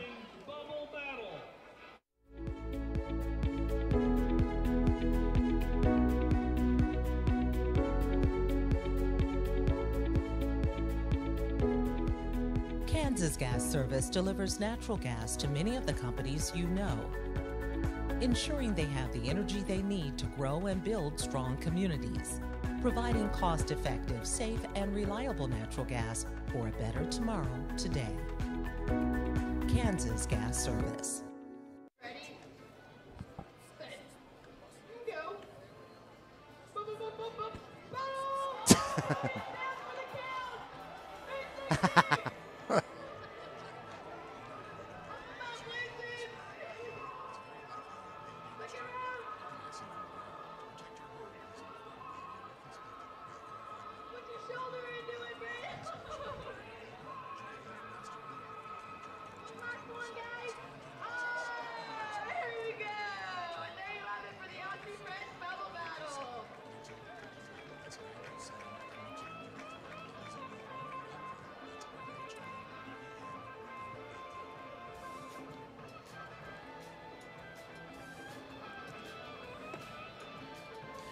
Midwest Kia helping bring you action from the 84th NBC World Series on the Big Talker KQAM. Our thanks to them, and also Davis Liquor with several locations in Wichita. Thanks to Davis Liquor for their sponsorship of this 84th NBC World Series from Lawrence Dumont Stadium that we are so happy to bring you again here on the Big Talker KQAM. We're going to be here for the feature game the entire tournament. Tomorrow night, Scott, we've got the Kansas Cannons again. They'll be taking on GPS Baseball, and that means we will have had all 3 of the Cannons games. We had them on Monday night. We had them Saturday night as well. We're going to pull off the trifecta and have them tomorrow night, the Kansas Cannons and GPS Baseball. Yeah. As Kansas was victorious last night to go to 2-0. They had some housekeeping duties to take care of down around home plate with the chalk line, I believe, but now we're ready to go to start the bottom of the 4th. Travis Cole, first pitch swings and hits one pretty well to center field, but drifting back into his left, Keone Gibbons chases it down, 1 pitch, 1 away here in the bottom of the 4th inning. Thanks to Rusty Eck Ford for sponsoring our broadcasts as well of the 84th World Series, and Cherry Oaks Golf Course down in Cheney, a terrific facility there. And they have jumped aboard, and we appreciate their sponsorship. Head on out west to Cherry Oaks Golf Course in Cheney, our sponsor of this World Series as well.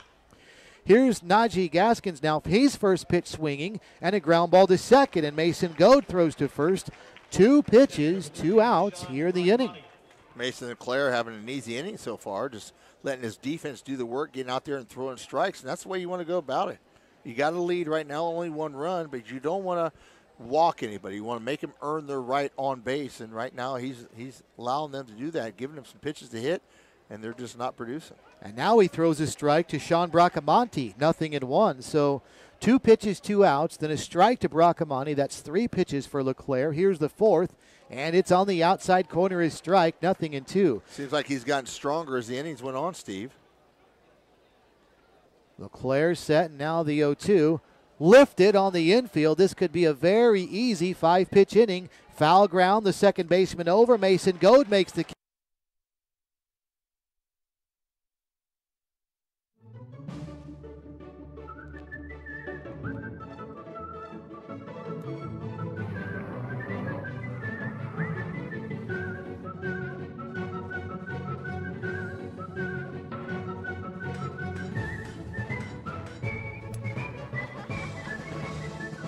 Make the most of every single moment. After the game, see what's happening at visitwichita.com.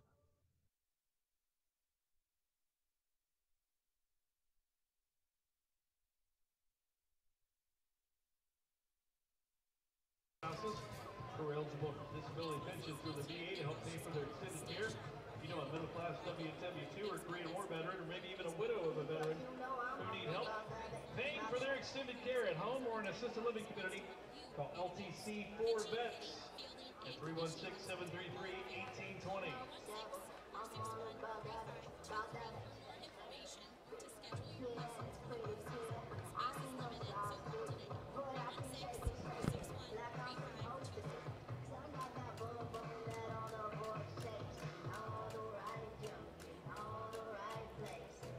Team Electric is helping bring you action from the 84th NBC World Series, run by our friend Rod Stevenson, who also runs the Kansas Cannons baseball team, having a very nice run in this. Yeah, World absolutely. Series. Had a chance to say hello to Rod last night when we were doing the Cannons game, and we will, as I mentioned a while ago, have the Cannons again tomorrow night, 7 o'clock schedule time, the first pitch, Kansas and GPS baseball.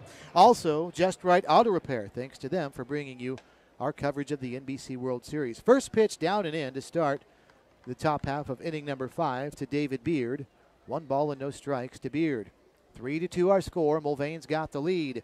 Dominic Parkhurst ready, delivers to Beard. 3-hopper grounded to third. Paulo Rodriguez clean field. The throw to first inside the bag, and a nice tag by Padilla at first base. Wow, pulled him off a little bit and just got him right on the shoulder blade. The first base umpire appealed to the home plate umpire, who trailed the play and said, did he get the tag? And he said, yes, he did, and they called him out.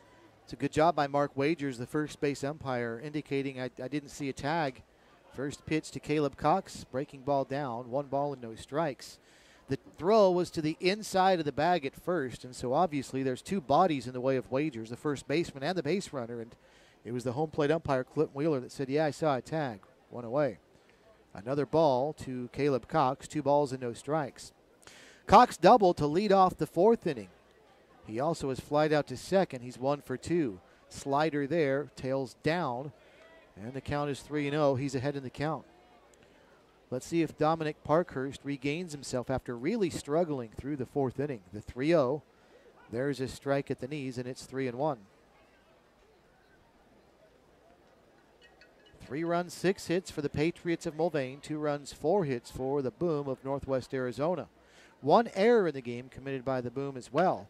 This one is driven to left field, pretty well struck. Gaskin's going back to the gap. He's not going to get there. It's going to hit the fence on a hop or 2, and a stand-up 1-out double for Caleb Cox.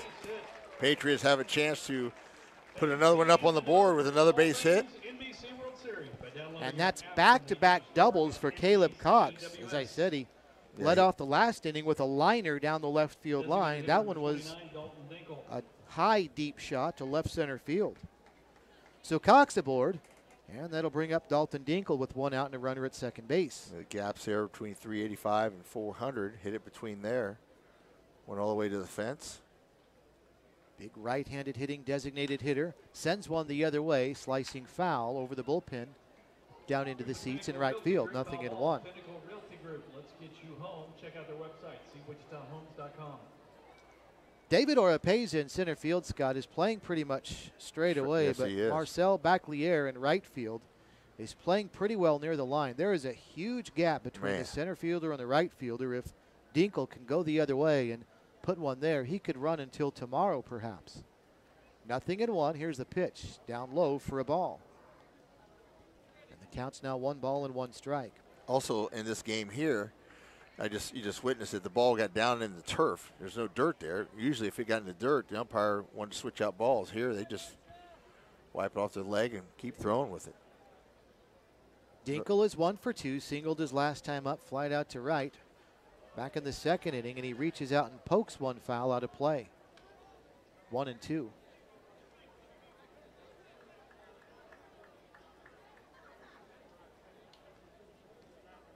Caleb Cox, the runner at second base. A pair of doubles tonight. Just sent one to the fence in left center. Gets his lead. The second baseman, Jimenez, bluffs over to cover. Ooh. Now retreats. The pitch just outside for a ball. You know, there's really no one covering second base. If he could get a walking start, he could take third easily because there's no way the third baseman, playing as deep as he is going to get there in time. The second baseman goes in one step and pops right back out every time. Does not even come close. Pitch, liner, right side, gloved by the first baseman on a hot Padilla. He'll win the foot race to the bag easily. Nice little pickup there on a hot shot and one hopper. Padilla to his left to field the bouncing ball. The runner does go to third, 2 away. Nice play by the first baseman, who's had back-to-back innings of nice plays. Got him out on a doubled up run on first last inning. Now just made a nice spectacular play going to his left this time as well in this inning.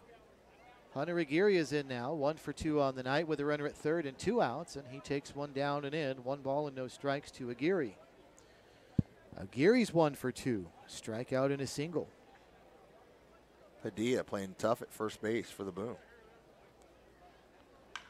And he sends one up the middle. That'll be through for a base hit right over the pitcher. Scoring from third is Caleb Cox on an RBI single for Hunter Aguirre. The second time tonight he's done that, and it's now a 4-2 Patriot lead. Boy, I tell you what, he hit that right on the nose, and it's a good thing the pitcher wasn't 6'4".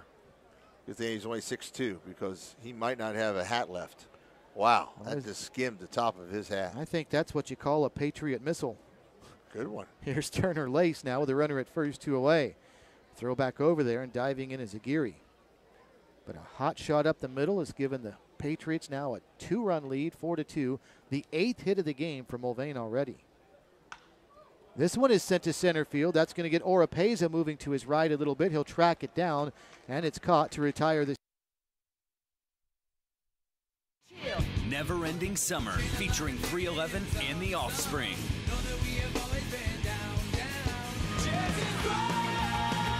September 9th in Trust Bank Arena. With special guest, Gym Class Heroes. Tickets on sale now at selectaseat.com or by phone at 855-755-SEAT. 311 and the Offspring. In concert.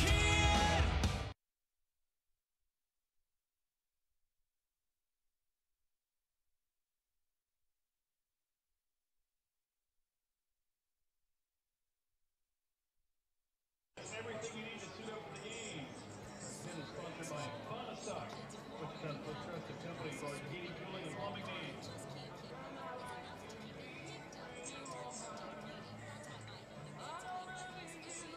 Hey, if you picked up a program on your way in tonight, you might have met one of our official NBC World Series greeters. Our friends at Goodwill work with them and many other people with developmental disabilities or barriers to employment, helping them gain independence with job training and education programs.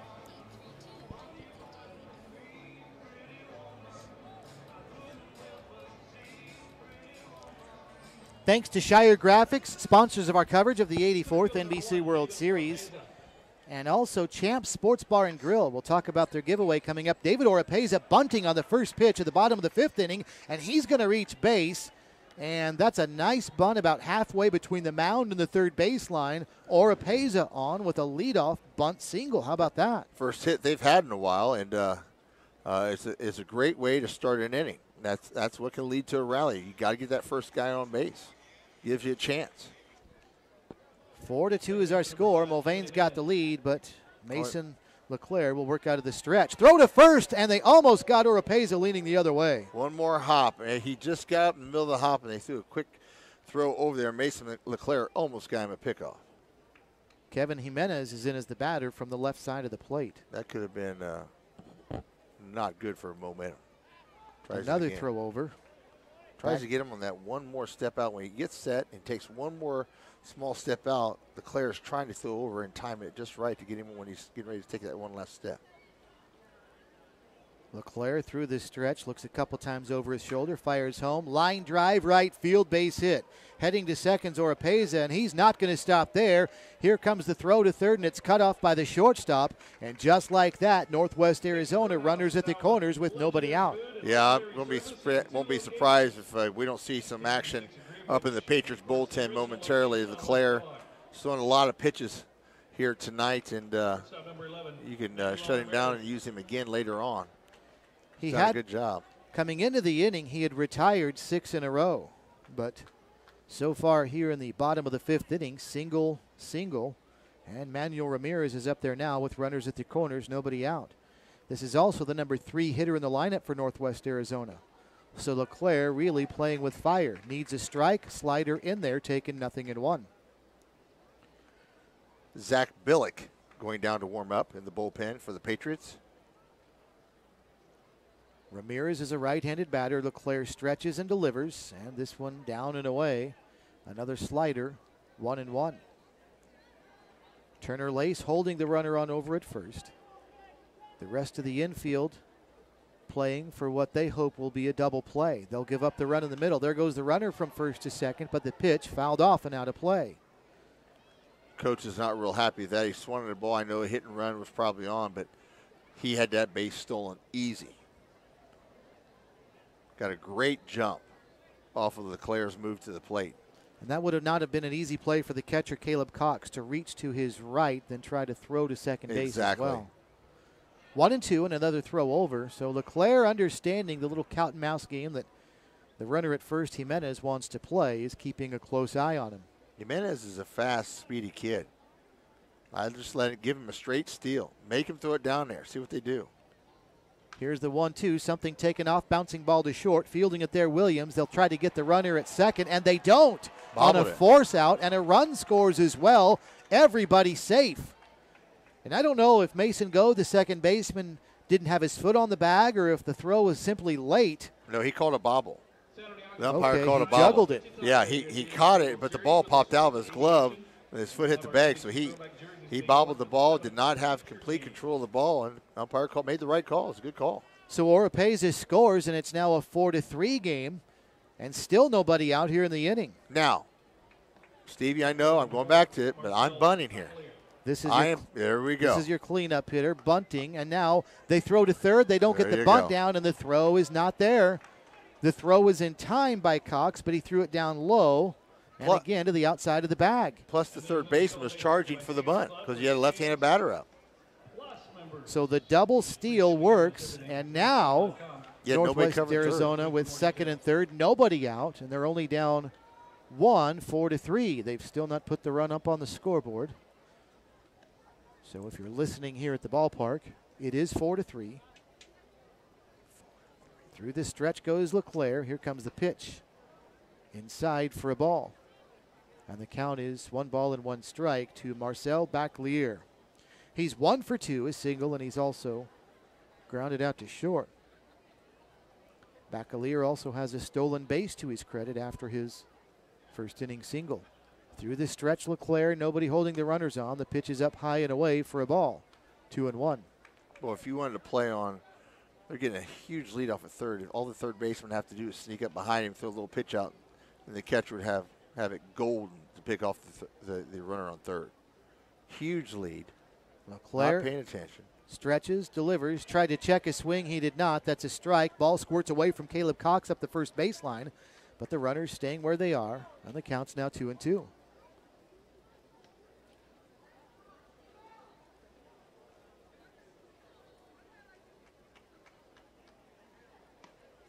Mason LeClaire slowly walking back behind the rubber. Now toes it again and looks in at the sign and the left-handed hitting. Marcel Bacalier. Through this stretch goes LeClaire, throws home, fouled left side over the third base dugout into the seats, out of play. Count still 2-2.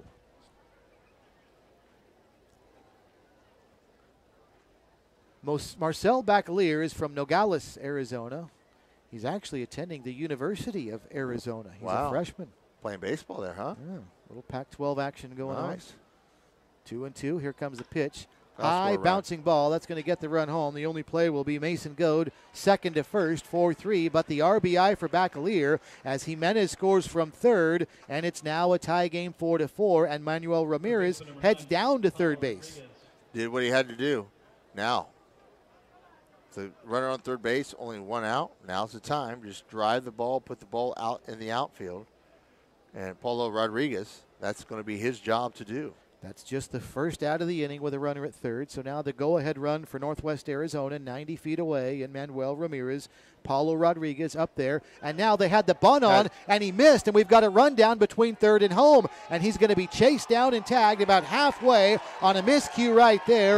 Rodriguez didn't get the bunt down. Had the squeeze on, and they called squeeze. Third baseman hollered squeeze, and that allowed Leclerc, the pitcher, threw it really inside, and instead of putting the bat or letting it hit you, Rodriguez jumped out of the way, and therefore the catcher made a great play, threw it down to third, and got the runner in a rundown. Yeah, if you're you got to make Mulvane, contact. That's where you want that pitch is inside. Yeah.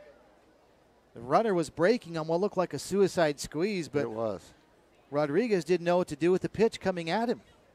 So a big out between third and home, and now a bouncing ball to short, and it looks like Mulvane's going to get out of the inning. They do. Williams fires to first, 6-3 to retire the side. Well, Northwest Arizona scores 2, but it could have been a lot worse for Mulvane. We'll go to the 6th. We start all over. Mulvane 4, the Boom 4 at the 84th NBC World Series on the Big Talker, KQAM.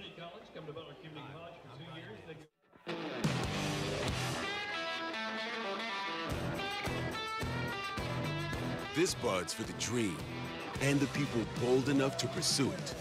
For those who come from nothing and rise to something. It's for those who take everything this country has to offer and make it their own.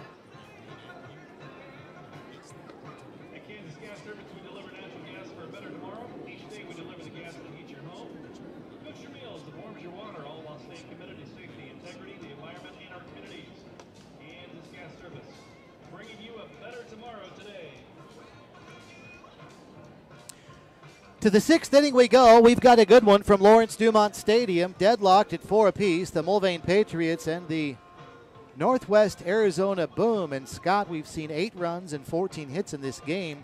Both pitchers have been flirting with a lot of trouble. And in some, but in both cases, it could be a lot worse. Absolutely. You know, for one team, they got doubled off on a line drive. Great play by the first baseman. Both pitchers have dug themselves holes but got out of it due to great defensive plays. And now both bullpens are quiet again.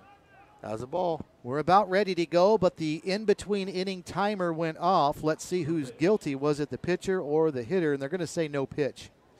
I think the timer went off, but it looked like Parkhurst was ready to go, so the home plate umpire, Clint Wheeler, gave everybody the benefit of the doubt. Now the first pitch comes down and in, and that's going to be the leadoff hitter in the order, Keone Givens. 1 ball and no strikes to him. Crowd's starting to fill in a little bit more. A beautiful night. Probably got some things done at home. Decided to come out and watch a little baseball as that goes foul over out in the parking lot off the right side of the stadium here at Lawrence Dumont Stadium.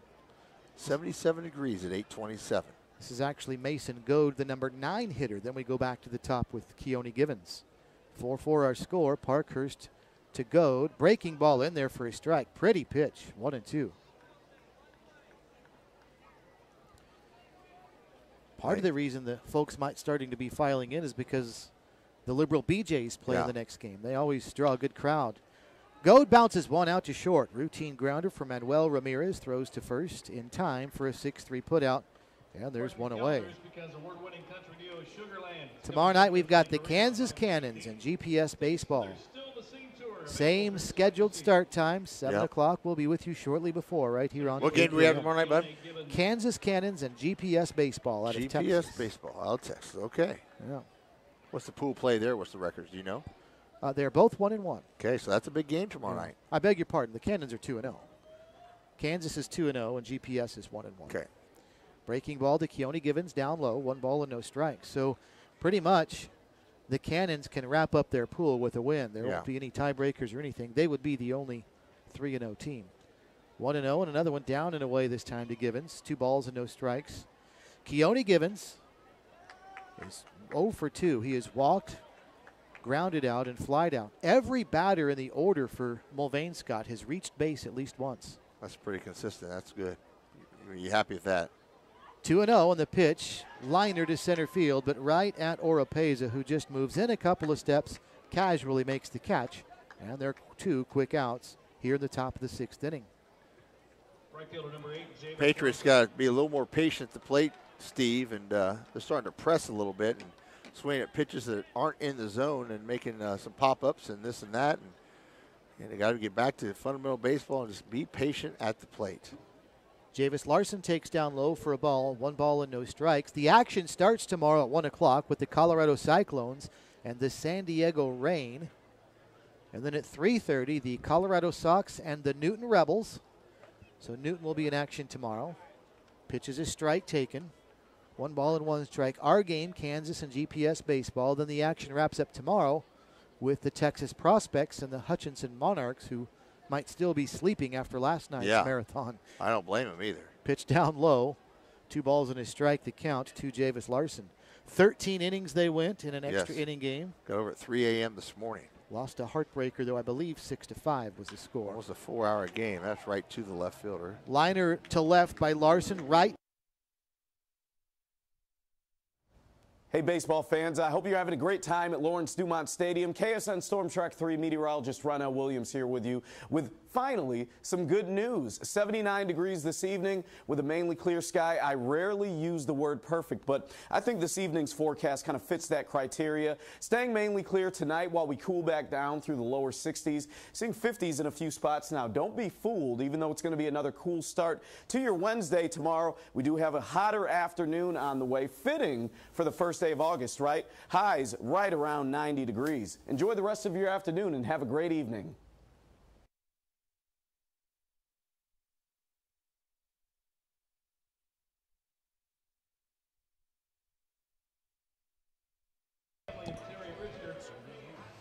The first 50 kids to the Hardball Cafe will receive a free hot dog. That's the first 50 kids to the Hardball Cafe at this time receive a free hot dog. Please do not run and respect the safety of fans and stadium personnel around you.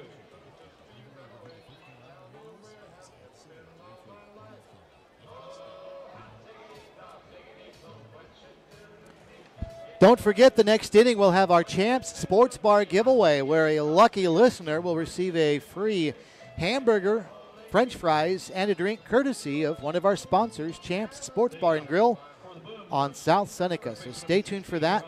In the 7th inning, we'll have that giveaway. Good ball game here tonight as we go to the bottom of the 6th. Rafael Padilla will lead off for the Northwest Arizona Boom, and the first pitch he sees from Mason LeClaire, breaking ball down and away. 1 ball and no strikes. Padilla, Travis Cole, and Najee Gaskins, 6, 7, and 8 for the Boom in a 4-4 tie. The 1-0 swung on, bouncing ball on 2 hops out to short. Fielded cleanly by Channing Williams. He'll throw to first in time for a 6-3 putout. And there's 1 away. You know, Steve, this is one of these games where you see some great defensive plays, good solid defense just like that there, you know, because you have long throws to make. But it's going to come down to probably a team making an error, unforced error or something like that, or a team that's aggressive on the base pass that manufactures their own runs. It's going to win this game. It's going to be tight. Travis Cole in there now. And he sends a ground ball to third, fielded cleanly by Devin Beard a little bit to his left, then throws to first for a 5-3 putout, 2 quick outs. Both pitchers are into a groove. I think here's another key that we'll see, Scott, is who's got the best bullpen. Good point. These two are not going to go the distance. They've thrown a lot of pitches into the 6th inning. 4-4 is our score, 14 hits combined. We've seen a handful of walks hit batsmen.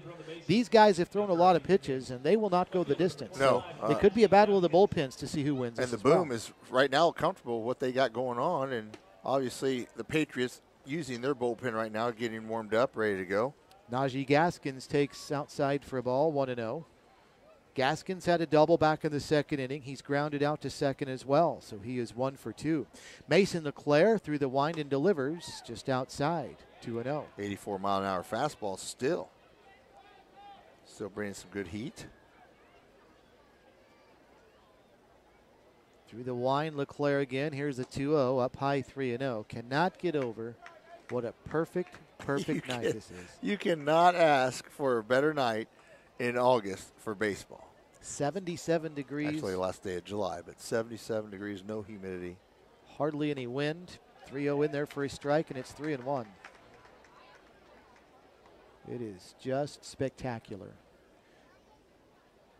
3 balls and a strike to count to Najee Gaskins, who hits 8th in the order for Northwest Arizona. If he gets aboard, Sean Bracamonte will bat next. Slicer foul, right side. Giving chase is the first baseman. Turner lace foul, but he won't get there in time. And the count's now full at 3-2. The lights have come on here at Lawrence Dumont Stadium. The sky straight above us is still blue, but as you look off to the east, you can see starts to get gradually darker and darker off to the east. But just a splendid night. Here's the 3-2, down and away, ball 4, 2-out walk to Najee Gaskins after breezing through the first 2 batters. That's not what Mason LeClaire wanted. That's not what you wanted. 2-out walk. To the number 8 hitter in the lineup at that, and again, Sean Bracamonte will step up now. Bracamonte is hitless tonight, 0 for 2. He is struck out and popped out to second. And Northwest Arizona might be getting a pinch runner over at first. Time has been called. And they might be getting Gaskins off the bag at first. He's coming back to the dugout. And every move for Northwest Arizona, Scott, whether it's going to the bullpen or just for a pinch runner, is critical because they have so few players they've brought here. Yeah, I did count like 12 or 13 players standing in line there, but like you said, very few pitchers, not much depth. And it looks like they're going to put some speed on the bases here. That's number 47 getting ready to go in. Cody Carpenter. Northwest Boom, number 47, Cody Carpenter. Cody Carpenter's got that sliding glove on, too. You see that? And look at his shoes. He's got some aquamarine-colored shoes. I've never seen that. I watched him warm up. And he just got picked off. No. Oh, that was close. If we had replay, Mulvane would be watching it right now. Yeah, there's no doubt they would be requesting a replay there. It was a bang-bang play, but I watched him warm up, and he was a speedster warming up early in the game. He gets his lead. LeClaire throws home. Pitch in there for a strike, and it's now 0-1 at the plate to Sean Bracamonte. Runner at first represents the go-ahead run. Bottom of the 6th inning in a 4-4 tie. Critical game for these two teams trying to get to championship week next week. Throw over to first again. Back diving in is going to be Carpenter. Boy, that had all the makings of a pickoff. It looked like the throw was in time. The tag was there. The pitch, outside corner, a strike, 83 miles an hour. Can I ask you something? You can. Why would you put a pitch runner in if you're not going to use it with 2 outs? I mean, you got to put him in motion, don't you? I would think so. The 0-2 not going anywhere. And strike 3 called. Hesitated call by Clint.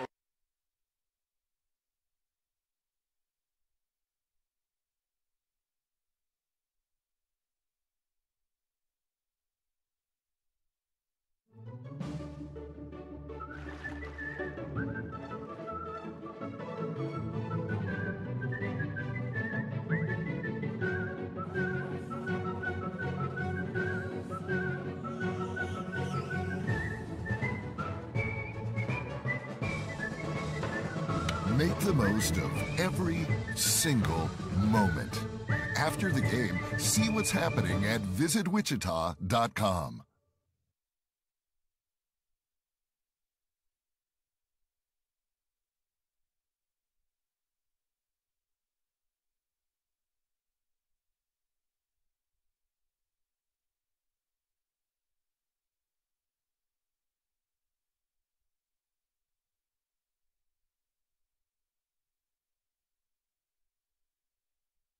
Vince Oliver's segments have worked out good. He's a good interview. Vince Oliver. Oh, yeah. He does a good. He knows his stuff. There's no doubt. Yeah.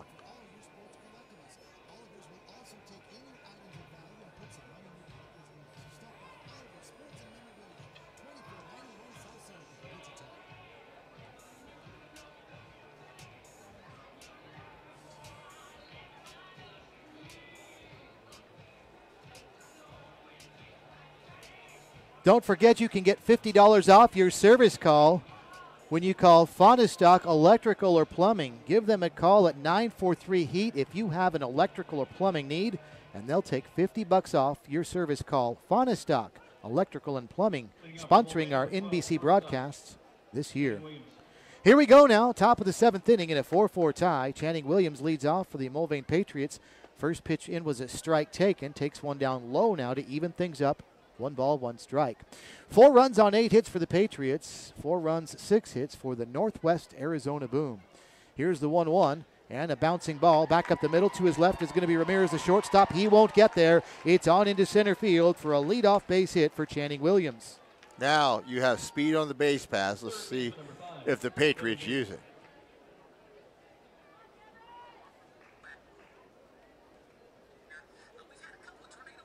Just the 3rd time Mulvane's gotten their leadoff batter aboard. Channing Williams on at first base. Now the coach out of the dugout for Northwest Arizona. And there's been activity down in the bullpen. This is a slow, deliberate walk. So this may be the end of the line for Dominic Parkhurst. The entire infield has converged to the top of the hill. The coach is there as well. And the relief pitcher that was warming up stopped momentarily to look back at the field of play. Now he's warming up again. So this might have just been a deliberate time killer to get that relief pitcher loosened up again, because he has started throwing more aggressively his warm-up tosses. Mike Dean must not be doing stats this game. He's down there shaking hands, kissing babies. He's going to do the take me out to the ball game, yep, in the 7th inning. Our official score, getting a little bit of a break. He's entitled to a little bit of a break, though. I guess. So here we go. Devin Beard steps in now with a leadoff runner at first base. Channing Williams, a single, representing the go-ahead run. They're going to try to get him in scoring position any way they possibly can. Throw over to first, and back diving in is Williams at first base. And we'll see if Beard is bunting here. He's a right-handed hitter. Paulo Rodriguez was anticipating it, starting to inch in over at third. Now he's back. Swinging away is going to be the batter, Beard. Liner to third, and it's booted by Rodriguez. It goes into left field, and everybody's safe. And we'll see if that's ruled an error on the hot shot one hopper to Rodriguez at third. Has to be a hit. It kind of handcuffed him there. It was a one hopper to his left hip, and he got his glove on it and deflected into left field.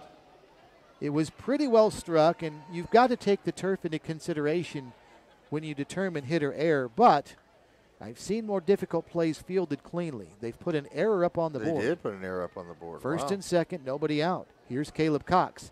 Pitch down and away to Cox, 1-0. Back to the bunting situation. I know you don't want this guy bunting. You want him swinging it away.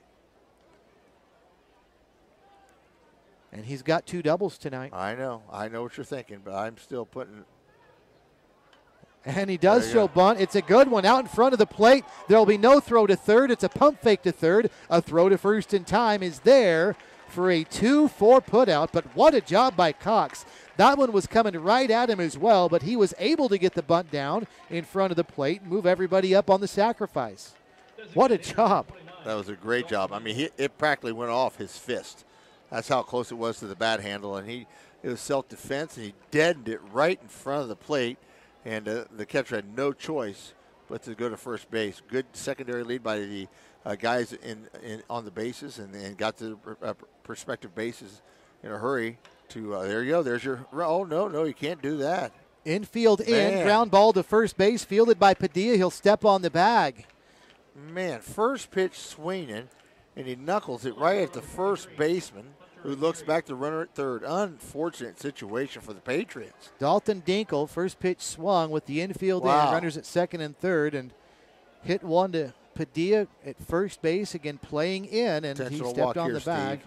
Now they will intentionally walk Hunter Aguirre, and he's going to go to first to load him up with 2 outs. So a golden opportunity for Mulvane. They do have the bases loaded, but they've now got 2 outs, and they still have nothing to show for it after a leadoff single, followed by an error at third. Turner Lace, the 8th man in the order, so a little pressure on the 8th spot here. With 2 outs, the infield now at normal depth, and a line drive left field. That'll be through for a base hit. Here comes Williams to score. Beard being waved around. Here comes the throw to the plate. It's late. A 2 RBI single for Turner Lace, and Mulvane's taken a 6-4 lead. Huge hit by Turner Lace in that 8-hole. And that will do it for Dominic Parkhurst on the 2 RBI single that gives Mulvane the lead. Pitching change being made here in the 7th inning. Tell you what we're going to do. We're going to go ahead and do our Champs Sports Bar giveaway while we've got a break in the action and a timeout coming up. We're going to give away a free hamburger, french fries, and a drink courtesy of Champs Sports Bar and Grill to the first caller, 721-8255. 721-8255. The first caller in to our studios there will take your name, your phone number, and you will receive a free voucher to Champs Sports Bar and Grill. Anthony Smith standing by at the studios. Go now. We'll take a break with the score 6-4 Mulvane at the 84th NBC World Series on KQAM.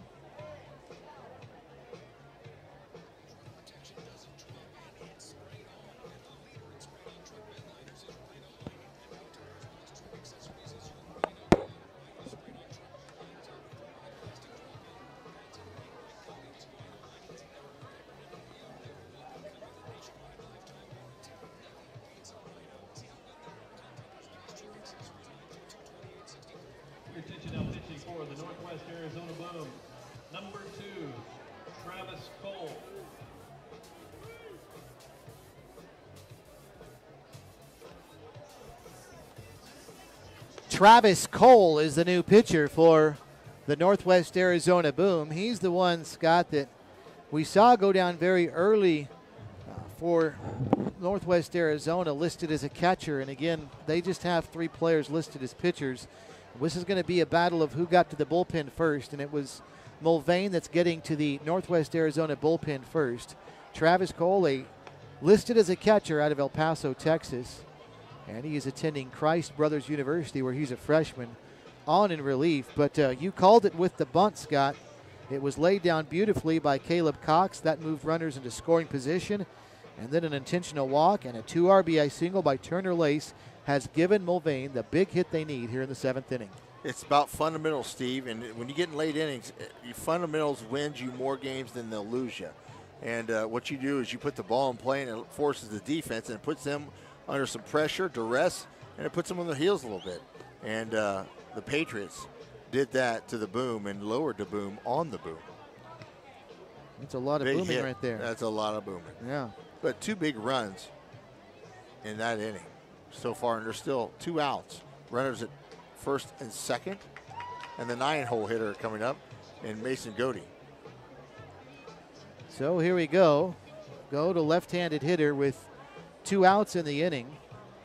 The inning started with the Patriots getting a single and then a error at third, put runners at first and second with nobody out, but then things got a little dicey for them.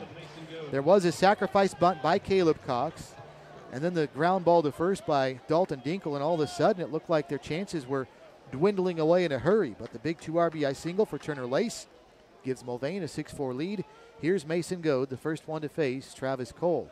Cole works from the stretch now, looks back at second, and a pretty good-sized lead out there for Aguirre, but he dashes back. Trying to keep him close in case they give him another hit. They have a shot at the plate with him. Right-handed relief pitcher delivers well outside at 74 miles an hour. Catcher called for something different, and he threw a curveball and crossed the catcher up, so the catcher's going out to make sure they got the right signals with a runner on second. A lot of times they'll use a second signal or a third signal, so the runner cannot signal to the batter what is coming, what pitch is coming. So Sean Bracamonte back behind the plate, and through the stretch will go Travis Cole. 6'2", 175-pounder delivers. This one swung on, fouled back and out of play. Travis Cole is the youngest player on this Northwest Arizona roster. He was born in August of 2000. Everybody else was born in 1990 or before. Wow. So he is just 17 years old. He's Scott. a pup. He has not turned 18 yet. His birthday, his 18th birthday, is not till August 22nd. A ball and a strike, the count at the plate to Mason Goad. Time has expired, and I don't think they're going to put a strike on the hitter because of the foul ball. 1 ball and 1 strike, the count to Goad. The 22nd in-between pitch timer had expired, but no violation there. Pitch down and away to Goad, 2-1. But the big blow in the inning, Turner Lace, a 2 RBI single, has given Mulvane the lead 6-4. Huge hit. Bust this game open a little bit. Cole pitches a fastball down and in. That one at 83 miles an hour misses, 3-1. Cole really wanted that pitch and leaned and kept leaning, thinking the umpire would give it to him. And the umpire said, nope, I haven't called that yet tonight. So now it's 3-1. You cannot afford to load the bases here. Runners get their leads. The 3-1 pitch. There's a fastball at the knees at 82, and the count's now full at 3-2. That's a good take. The runners now will be running, Steve, in motion once the pitcher heads towards the plate. So they get their leads. Aguirre at second, Lace over at first. Mulvane already up by 2, looking for more. Through this stretch goes Cole. There go the runners, and here's the pitch. Lifted, right side. Going to be trouble for Baclier. Running toward the line, diving. He can't come up with it. It's a fair ball. As he crossed the line, he gloved it. That's going to score 2. And heading to third is Goad. He'll stand up safely, bringing home 2. It's 8-4, Patriots with the lead. A nice diving try by the right fielder, just out of his glove, and it rolled over to the corner of the bullpen fence. And he had to hustle after it, but not before 2 runs scored. Runners running on the pitch helped them, and a big triple. How about that? The 8th hitter and the 9th hitter doing damage. 4 RBIs on the last 2 hitters. So the Patriots have blown this thing open now, leading 8-4 as Keone Givens, the 8th man to bat in the inning for Mulvane, steps up now with another runner in scoring position. Here comes the pitch. Outside for a ball, so a triple for Goad. He gets a couple of RBIs, as does the number 8 hitter Turner Lace. A 2 RBI single for him. Those two have brought home all 4 runs in the inning. Now a high drive to deep center field. Playable though for Oropeza, who's back and tracks it down. Side retired, but 4 score in the inning for the Mulvane Patriots, and they've doubled up Northwest Arizona. We're going to keep it here momentarily and turn it over to our friend Mike Dean, the official scorer. He's going to play Take Me Out to the Ball Game. Well, it'll be God Bless America. Then perhaps Take Me Out to the Ball Game. But it's always a fun listen. Here we go.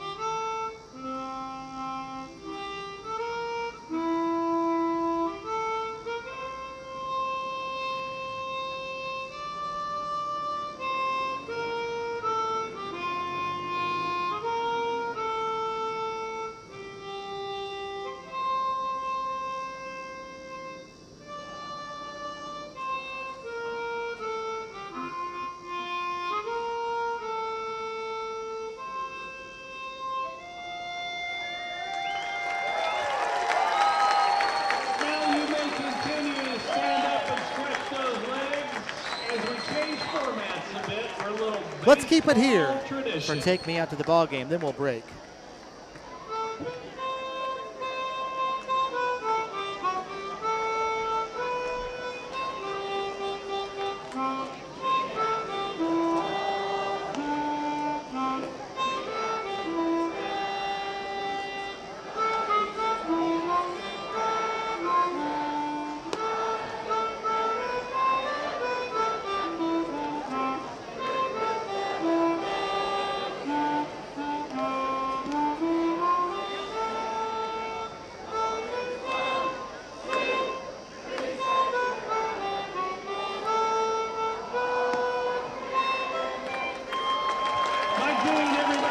All right, now to a commercial. 8-4 Mulvane at the 84th NBC World Series on KQAM.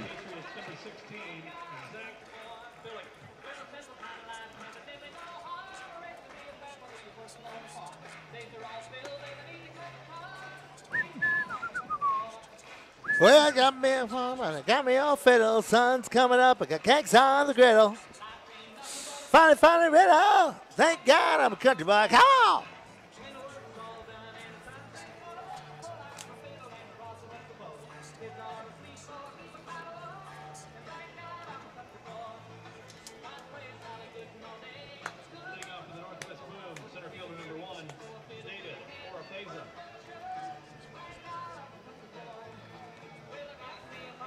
Got me all fiddle. Cakes on.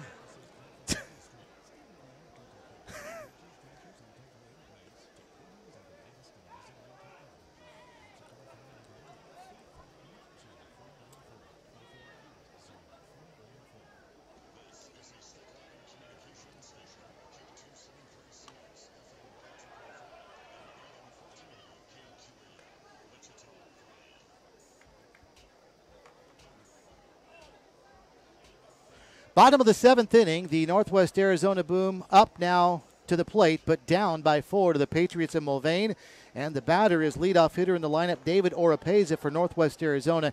He's seen 3 pitches, fouled 2 of them off. The first pitch was also low for a ball. As we went a little long there during the break to catch some of the flavor of the 7th inning stretch by Mike Dean, playing God Bless America and the Take Me Out to the Ball Game on the harmonica. So we're back, and we missed 4 pitches, but there's a strikeout as Oropeza goes down swinging for the first out of the bottom of the 7th inning. New pitcher for the Mulvane Patriots is Marcus Washburn, who's out of Chandler, Oklahoma, and pitching collegiately at North Carolina Central. So he is on. What a job by Mason Leclerc to get his team into the 7th inning. Boy, he sure did. He battled all night long, Steve, and really kept his team in and didn't make too many mistakes.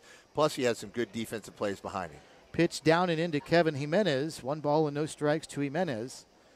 But the Patriots, the big story, the top of the 7th inning where they blew this thing open. High, towering fly ball for Jimenez over toward the third base dugout. Devin Beard drifting over, now in the third base coach's box. He makes the catch. 2 quick outs here in the bottom of the 7th inning. Drake Harper now in the bullpen for the Patriots, warming up just casually right now in case they need him here. But 2 outs, 2 quick outs in the bottom of the 7th for the Boom. I think one of the big things Mulvane got, Scott, was a shutdown inning in the 4th. Yeah. When they got the 2 runs to take the lead 3-2, it was a very quick bottom of the 4th inning pitched by Mason Leclerc. Then in the top of the 7th, 4 runs, and so far here in the bottom of the 7th, 2 up, 2 down. First pitch to Manuel Ramirez, a strike. Now the 0-1 way outside for a ball. And the count to him is 1 ball and 1 strike. 8-4 though, Mulvane looking to clinch their pool with a win here tonight. Here's the 1-1 pitch, slider outside, 2-1. So the Patriots in the driver's seat to advance to championship next week. 2 balls and a strike. Here comes the pitch. That's a shot, left center field, hit deep and way back. To the wall goes Aguirre, and that's going to hit the base of the fence. And down to second base goes Manuel Ramirez with a long, loud double to left center field. Yeah, that was a shot there to the deepest part of the park beside center field, past the 385 sign, and one hopped off the warning track, and easy double with 2 outs. So a runner at second now with 2 away. And that'll bring up Marcel Bacalier, the right fielder. Now what Marcel wants to do is take a couple pitches here, get a pitch he wants and drive in and try to get a run in here. And do not waste that run on second base. You need every run you can now to try to claw your way back in this game, down 4 in the bottom of the 7th. Washburn toes the rubber, goes through the stretch to a left-handed hitter. He looks in and delivers high and away for a ball. Marcus Washburn just finished up his 2nd season at North Carolina Central, where he appeared in 23 games this past season. All of them were in relief. Not a bad ERA, 3.37 in 18 2/3 innings. Pitch down and in. 2 balls and no strikes to Bacalier. Doing what he did last batter, got behind and then had to groove one, and he paid for it as he gave up a double. Washburn 1-0 at NC Central this past season. Walked 16, struck out 18 in those 18 2/3 innings. Pitch misses, and the count is 3-0 to Bacalier, so he has fallen behind to him. Nobody worried about the runner at second base. Not with a 4-run lead and 2 outs. In the bottom of the 8th, Mulvane leading the Northwest Arizona Boom. Here's the 3-0 pitch way outside, ball 4. 4 straight balls. Walks the 4 hitter in the lineup. Rodriguez coming up now. Not what you want leading by 4 in the bottom of the 7th, especially after you got 2 quick outs to start the inning. Because now the potential game-tying run is on deck in Rafael Padilla. First, though, Paulo Rodriguez will step in. Still time for Northwest Arizona. In fact, time has been called now. Coach out of the dugout for the Mulvane Patriots. Just a quick check here, make sure he's okay, and everybody's on the same page here with 2 outs, runners on first and second.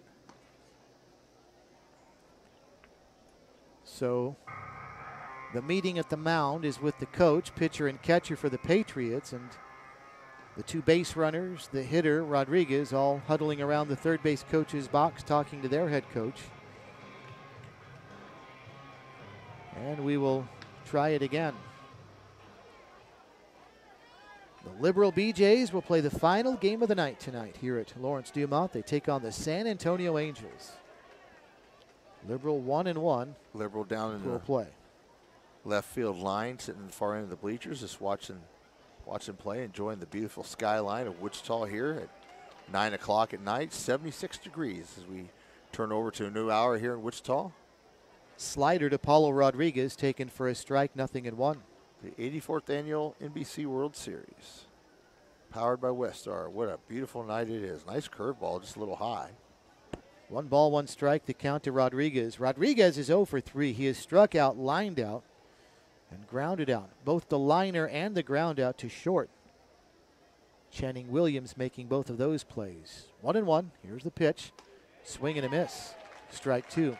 In fact, if you look at Channing Williams, Scott, he's playing very deep at short, out on what would be the cut of the grass, except, of course, it's turf out there. But he knows that Rodriguez likes to go that way and can hit the ball hard that way, so he's playing pretty deep. And you can do that on this turf. Yeah, you absolutely can.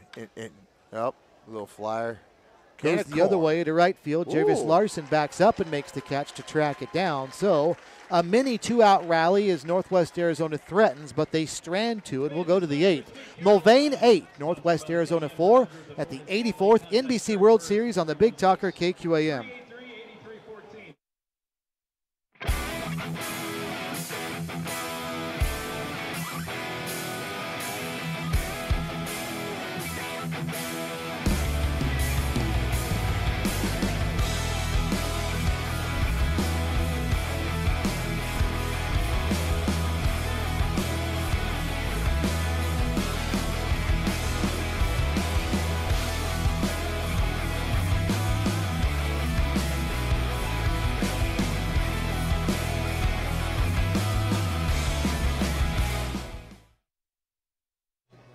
Okay.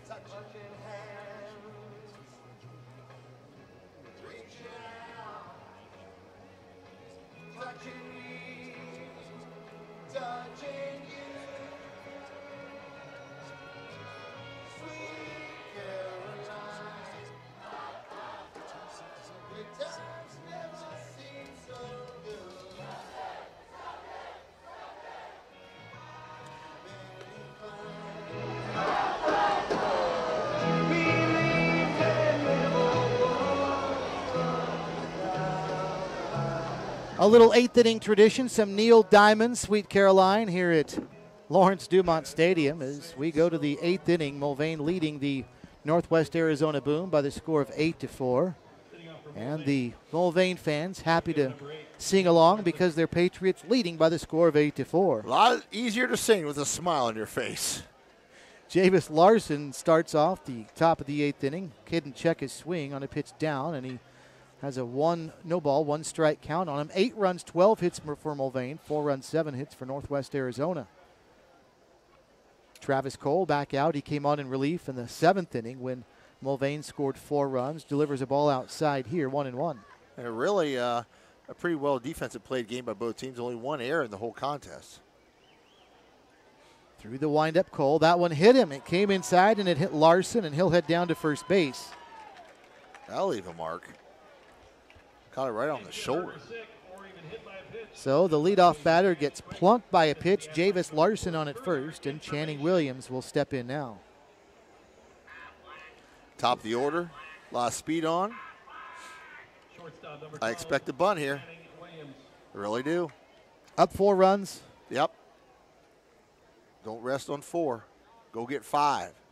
Remember what Woody Hayes said? He was up 56-3. And why'd you go for 2? I couldn't go for 3. No sign of a bunt yet for Channing No. Williams. One thing I would wonder about, though, because this is such a long tournament and you're Mulvane looking now like you're heading on to the championship week, you kind of want to preserve guys, limit their activity, minimize the risk of injury, up 4 with only 6 outs away. I wonder if those kinds of things go into the thought process. Because you're right. Normally in one game you might try to bunt, but Well, I wonder if that comes into the thought pattern. Curveball is strike 1-1. I'm just saying you play every game to win. And, yes, you're probably solid in the tournament, but, I mean, you want to win your pool play. You want to go undefeated. You don't want to go with a loss here and get into pool play. Pitch inside for a ball. Plus, if it comes down to run differential and you get a tight game, you're going to need every run you can. 2 balls and a strike. The count at the plate Looks to like he's Channing going to swing Williams. away, though, Steve. Throw over to first, and back standing in is Larson. 8-4 Mulvane.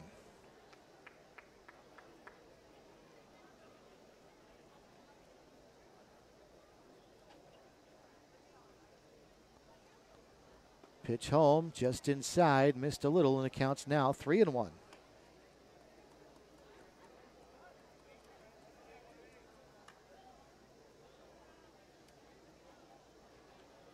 Through the stretch goes Cole. Looks over at first, and here comes the pitch home. Curveball in there for a strike. Nicely done. Well, he's taking 5 pitches. Hasn't swung yet. Counts full, 3-2.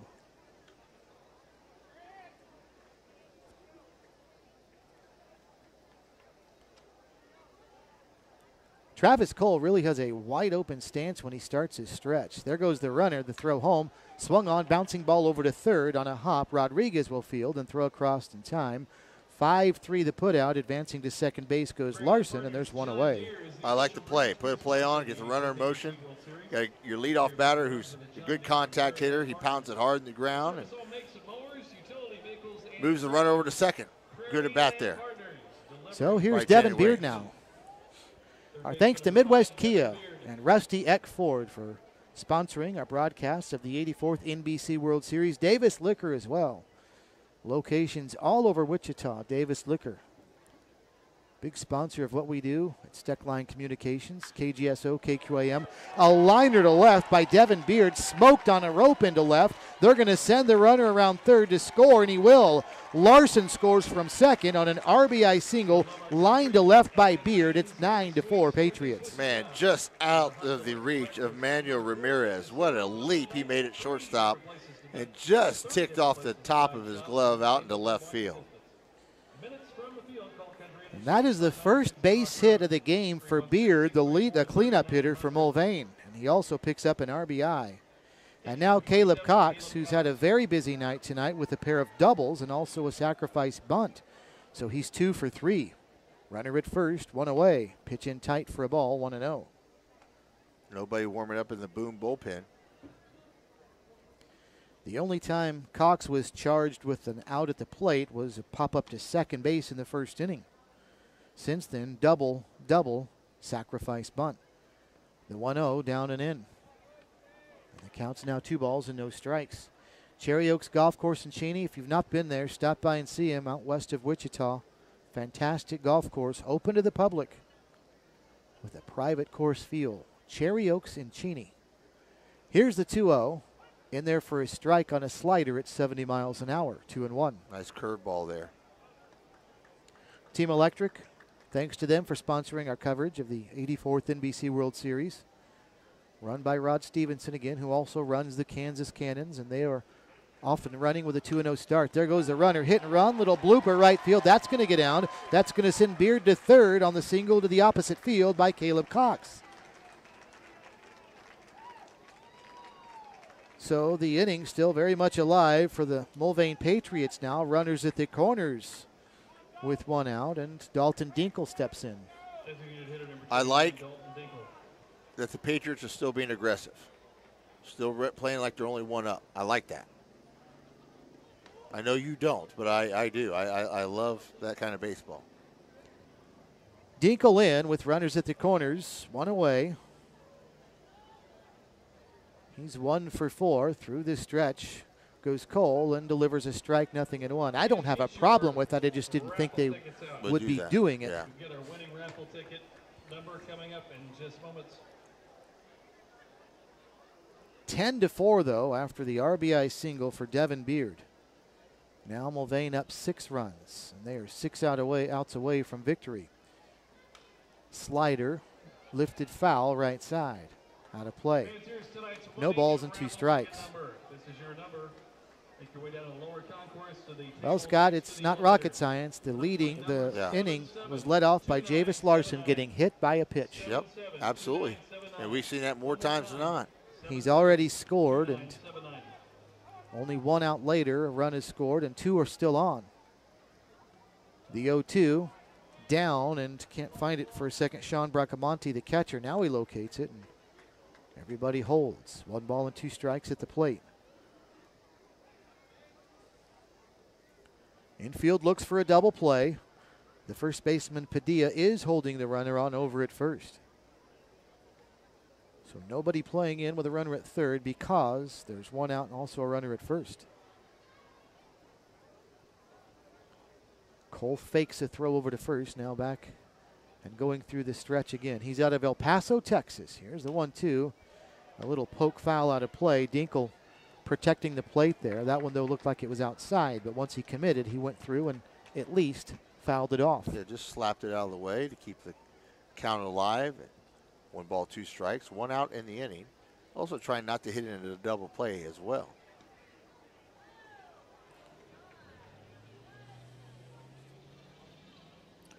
Cole looks over at first, now goes through the stretch again. Nobody really concerned with the runner at third with 2 outs, and another one outside pitch that's sent to the right side foul. And the count's 1-2 still. Kevin Jinks is just cringing at this at bat, seeing his baseballs just fly out of the park. Foul ball after foul ball. Might have to order some more cases next week. 250 dozen they went through last year, or they ordered? Yeah. 1 ball and 2 strikes again. Here comes the pitch. And there goes another one, a free souvenir. 1 ball and 2 strikes still. Right on this has baseballs. turned into a nice at-bat for Dalton Dinkle. Don't forget, if you call Faunastock for a service call on electrical or plumbing, you'll get 50% off. Call 943-HEAT, 943-HEAT. Faunastock will give you $50 off your electrical or plumbing service call. Here's the 1-2, swung on and missed, and finally Coleman wins the battle, and down goes Dalton Dinkle. So 2 outs now, and that'll bring up Hunter Aguirre.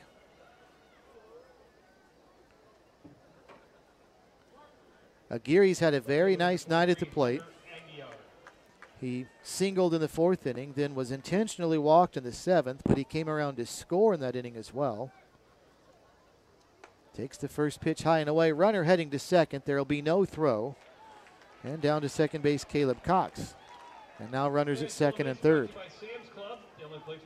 Hunter Aguirre came into the game 2 for 10 in the World Series. But Scott, one of his most notable plays was actually defensively against Derby the other night in a close game in the late innings. He had an amazing sliding catch in left field. Nice. I believe the Derby Twins had the bases loaded with 2 outs when he made that catch. Wow. And Mulvane won the game by a run. Foul back and out of play, 1-1. I bet he got a couple attaboys back in the dugout after that play. He got him before he got there. I bet. That's huge. That was a 1 very ball, 1 strike here, 2 outs. entertaining baseball game Sunday night between Derby and Mulvane. Derby went 2-1 in the World Series. Looks like they are done, though. Here's the 1-1. Lifted, left side, shallow left field. This could be tough. Gaskins coming on. He's going to dive and left. He can't get there, and that's going to score 2. Gaskins just trapped it. Now the runner going to second is going to be out at second base. But 2 runs score on the single by Hunter Aguirre, and now it's a 12-4 Mulvane lead, and the runner or the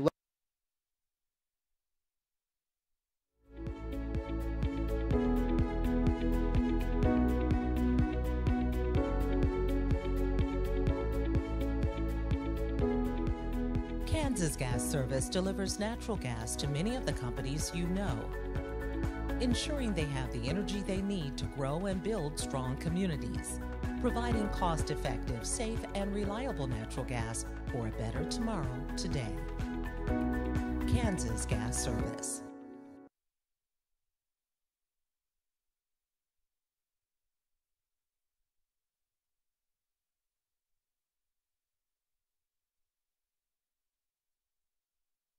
Wichita's trusted aid for heating their division.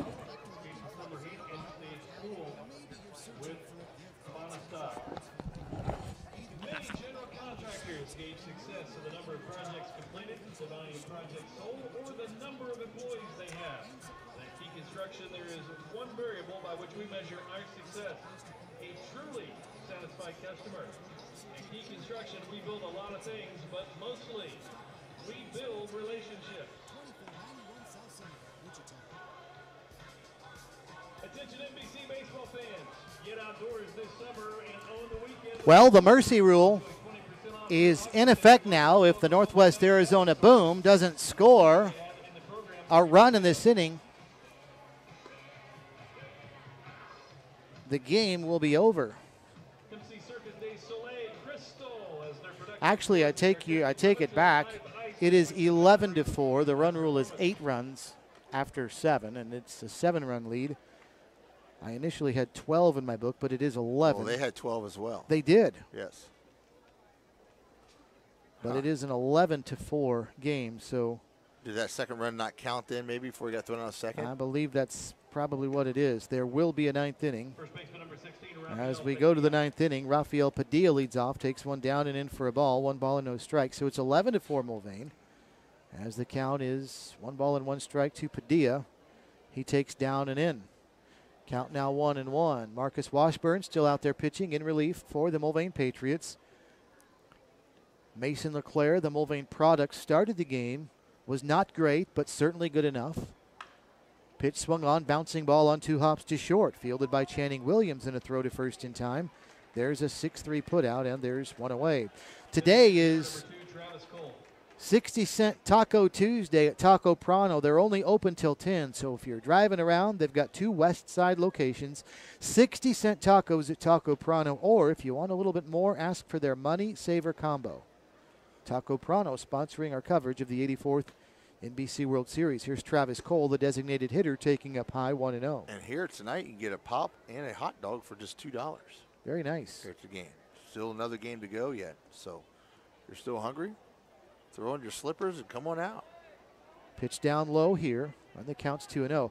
Also, Scott, if you are a current or former member of the military, you can get in free. Wow, that's great. So bring your ID, I would assume, your military ID for free admission. Ground ball deep in the hole at short. Channing Williams goes out onto the outfield, diving to his right, but way too deep to even make a throw. It was a nice play just to get to that baseball, and it's going to be a base hit for Travis Cole. He went deep in the hole, but there's no way he's going to make that throw. Did anybody win our champs contest? We'll have to check with Anthony on that.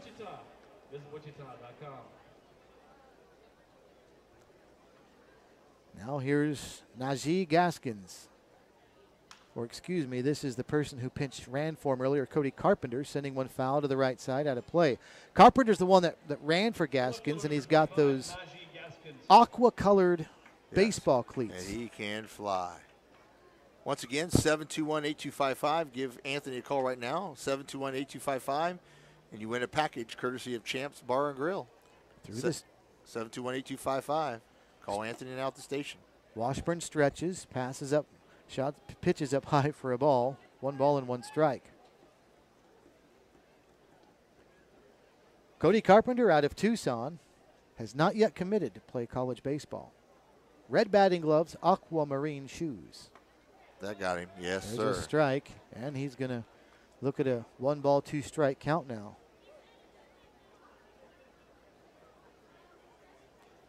Those cleats would look good, say, if you played for the Miami Dolphins. Or the Carolina Panthers. The 1-2. Double play. Hot shot to short, could be 2 to second for 1. The relay to first, and it is in time, or at least according to Mark Wagers. In a 7-run game, it's a 6-4-3 double play. We'll go to the 9th. Mulvane 11, Northwest Arizona 4 at the 84th NBC. Brought to you by the Big Talker KQAM.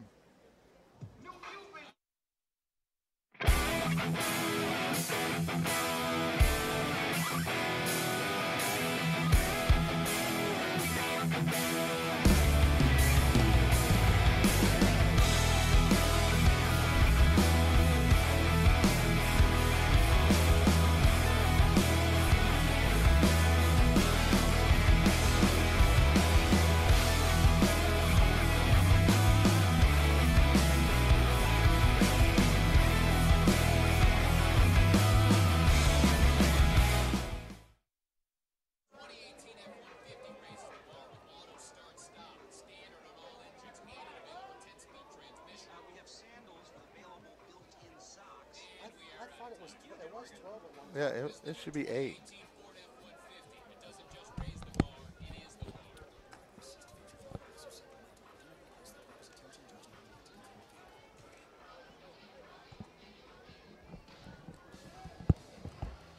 Well, we think we're going to the 9th inning. However, you remember we had a discussion as to whether Mulvane had 11 or 12 runs.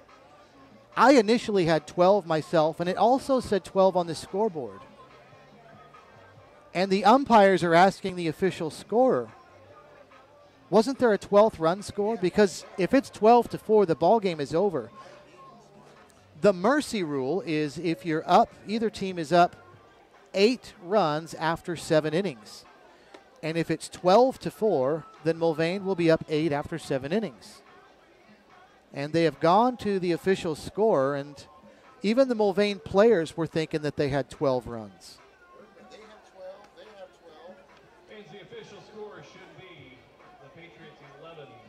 But they have confirmed the official score is 11-4, and so we will play a 9th inning, and that means Mulvane will bat.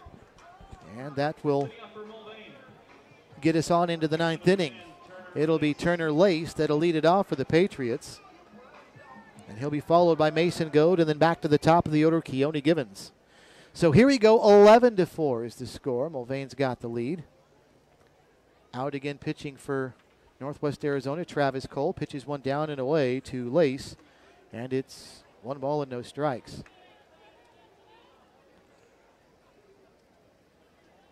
Kansas City Royals leading the White Sox 4-0 in the 7th inning from Chicago. Pitch down and away to Lace, 2-0.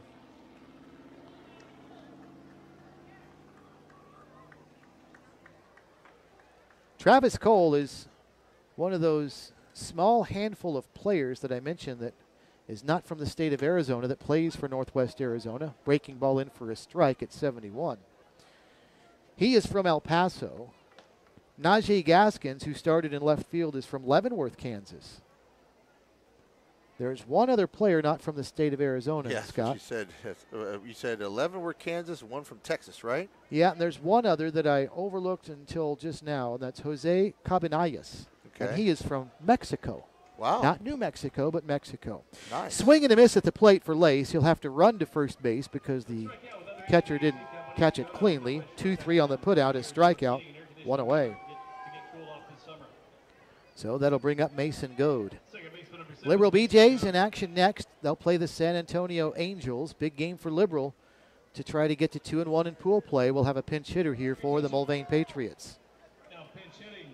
And it looks like it's going to be Garrett Francis.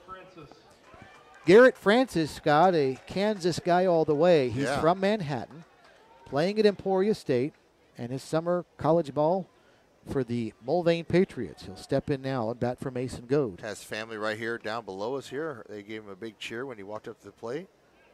Big swing and a miss. That's what makes this event so neat if you're a guy from this area to play here. There's so much history with this, no matter what part of the country you're from if you play college baseball in the summer. But to be from around here, you understand the tradition, the history. Absolutely. You probably came here as a little kid to watch a little bit of baseball and now experiencing this live for the first time when you're on the field. Pitch outside for a ball. 1 ball and 1 strike. Cole ready. And the pitch down and away, and the count's now 2 balls and a strike. Being that he plays at Emporia State, that means he's college teammates with starting pitcher, the pitcher who started tonight, Mason LeClaire. LeClaire, yeah. I kept wanting to call him St. Clair all night. It'd be a lot easier. Pitch down, it's 3 balls and a strike. A lot of Emporia State players scattered throughout teams on this in this World Series, including a couple here we've seen tonight from Mulvane. The 3-1, and they're a strike at the letters, 76 miles an hour. Counts full, 3-2. 11-4, Mulvane's got the lead, top of the 9th inning. Liberal and San Antonio waiting to play next. Barely getting a piece of it at the plate. He did, yes. Here's Francis, he'll stay alive. Still battling right there. So we'll try it again. 3 balls and 2 strikes. Nobody on, 1 out, top of the 9th inning. And the full count pitch. Lifted, little flare, shallow right field. The second baseman's going out, reaching up over his head and making a nice catch. Kevin Jimenez at second, over his left shoulder in right center field. Good little play, going over the opposite, looking over the opposite shoulder and making a running catch for out number 2 of the inning. So we'll head back to the top of the order now with Keone Givens. This is the 6th plate appearance for Givens on the night, Scott. Wow. He has had a busy night. Not all of them official plate appearances because he has a walk. He's going to ground out to second here as Jimenez makes the play. So we'll go to the bottom of the 9th. Northwest Arizona needs 7 to tie. Oh, I'm sorry. I didn't see you guys there. I was just checking out the NBC World Series' new app. You can find this app at the App Store. All you need to do is type in NBCWS to be caught up on all things NBC World Series. NBC World Series, it all happens here.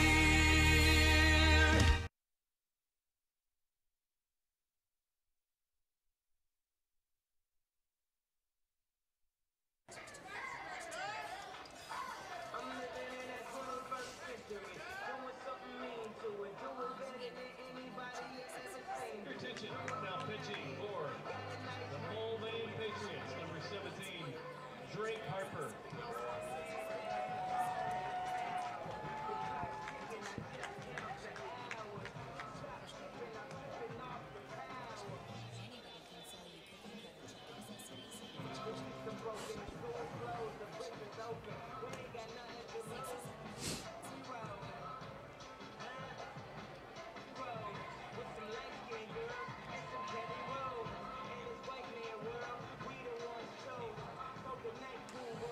Third pitcher of the game for the Mulvane Patriots is Drake Harper. He is out there now going through some of his final warm-up tosses. His Patriots in command now, 3 outs away from being perfect in pool play and pretty much securing a trip for them into the championship week next week. It's Mulvane 11, Northwest Arizona 4. And it's been a frustrating night for the Boom, Scott. They jumped out to a 2-0 lead in the second inning, but just 2 runs since then, both of them in the 5th inning. But they've been outscored 11-2 since they led 2-0 after 2 innings. Yeah, they were in control early in this game, and then all of a sudden the runs started coming very, very regular for them. 1 in the 3rd, 2 in the 4th, 1 in the 5th, 4 in the 7th, 3 in the 8th. So the Boom just fell apart in the middle innings. First batter that Harper will see is Sean Bracamani, the catcher for Northwest Arizona, takes down and in for a ball, 1 ball and no strikes. Drake Harper from Ardmore, Oklahoma, pitching collegiately at Central Oklahoma, where he appeared in 7 innings this past season as Bracamani sends one foul down the left side into the bullpen. 1 ball and 1 strike. No record for him on this season, though, as Drake Harper went 0-0 had a 10.29 earned run average, and he just hit Bracamonte, the number 9 hitter in the order for Northwest Arizona, down to first base. So the leadoff batter aboard, and up to the plate now, David Oropeza. Yeah, now you got to make sure that you don't let them get back in any kind of game. Yeah, you're up 7 runs, but Angel Faris will pinch hit here for Oropeza. So Faris for Oropeza. Try to throw strikes, get ground ball outs here, and get a double play. Harper will work from the stretch and deliver a ball. 1 ball and no strikes. Harper does not look comfortable out there whatsoever. Really tugging in his uniform and stretching his back out. A lot of weird gyrations. There's a fastball for his strike, swung on and missed at 84 miles an hour. Well, I mentioned his earned run average, 10.29, Scott, and in 7 innings this past season at Central Oklahoma, he walked 11 and struck out only 10, so it was a bit of an adventure for him, but that's what summer baseball is for. You have to get better. In on the fists, muscled out to short, and there is Channing Williams to make the catch for the first out of the inning, and there's 1 away. Second baseman, number 5, Kevin Jimenez. In 7 innings, he also gave up 10 hits this season and allowed 8 earned runs. So it was not easy, but again, that's one of the reasons you try to play in the summer. Work the kinks out. Hopefully he had a better summer and got a little confidence in himself. Pitch outside for a ball to Kevin Jimenez, the second baseman for Northwest Arizona. He's been on base tonight twice, once via a walk, once by a base hit. The 1-0 pitch taken outside, and the count's now 2-0. Yeah, just try to hit the corners. Just throw strikes here and let your defense get some work in. Mulvane has pounded out 15 hits tonight and 11 runs. 4 runs on 8 hits for Northwest Arizona. Fastball outside, 83 miles an hour. 2 balls, no strikes. Just want to throw strikes here, up by 7. Don't get too cute. The 3-0, he comes in with a ball low, ball 4, a 4-pitch walk to Jimenez. Now Ramirez coming up, the number 3 man in the order. So down to second base goes Bracamonte. Jimenez on at first with the walk, and Manuel Ramirez steps in now.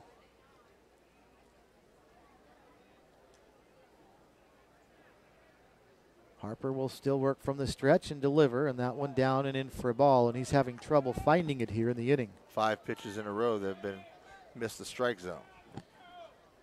And he started things off by hitting the number 9 man in the order for Northwest Arizona, Bracamonte, who's on at second. Fastball on the outside edge there for a strike, and it's 1-1.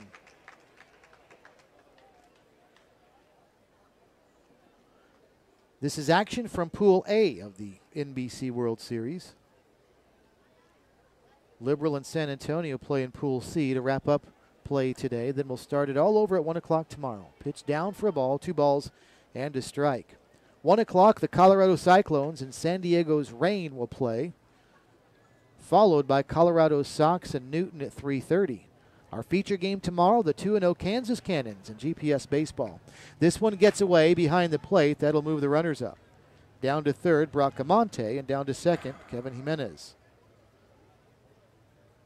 Last thing the Patriots want to do is get somebody up in the bullpen. They're hoping they can close it out with this guy. Harper's going to go back to the windup now with runners at second and third. And the pitch is swung on, hard hit bouncing ball to short. They'll let the run score. The throw to first is in time. Williams fires to first for a 6-3 putout. And now Northwest Arizona down to their final out. That's all you got to do. He battled back there. He was down 3-1 in the count, but just threw strikes and made the batter swing the bat. Let your defense do the work. You're up 7, now 6. The runner on third, 2 outs. Marcel Bacalier in for Northwest Arizona. The first pitch to him just missed away. Wow. 1 ball and no strikes. Well, strike zone hasn't gotten any wider in 9 innings. You'd think if the score was 11-5, which it is now after that RBI on the ground ball, it might be pretty wide open, but not the case. Now he's trying to overthrow. I threw that one 86 mile an hour and really reared back and fired and Just needs to slow down a little bit, take a deep breath, and throw strikes. 2 balls and no strikes. There you Pitch go. swung on. This should do it. Fly ball to right field. Still going back is Larson to the warning track. He leaps and he can't catch it. It looked like he misjudged it. That's going to score a run. And down to second base goes Bacalier, and it's now 11-6. Well, Larson had a long way to go, but he still had room, and that one bounced on the warning track. I think he just misjudged how far that one was going to carry. Yeah, it carried and carried and carried, and he would stop a little bit and then have to retrack and keep running back, and then he leaped up for it, and he didn't have to. And when you leap, your eyes move and your glove moves, and your equilibrium gets off, and therefore it was a drop. So, unfortunate situation for the right fielder. He didn't start off, too, and the reason I think he misjudged it with the kind of urgency you'd think for a ball that was going to carry to the warning track. I think he felt like that was going to be at a lot higher trajectory and a shorter distance traveled, but it landed on the track. First pitch to Paulo Rodriguez, high and away for a ball. 1 ball and no strikes. So 11-6 is our score now, but 2 outs. Northwest Arizona still needs to string together a lot more hits to tie this thing up. Hot shot foul left side. 1 ball and 1 strike. Been a frustrating night for Paulo Rodriguez, the third baseman for Northwest Arizona at the plate. Scott, he is 0 for 4. He has struck out, lined out, flied out, and grounded out. He's done a little bit of everything. Here's the pitch, foul back and out of play. And now the Boom are down to their final strike.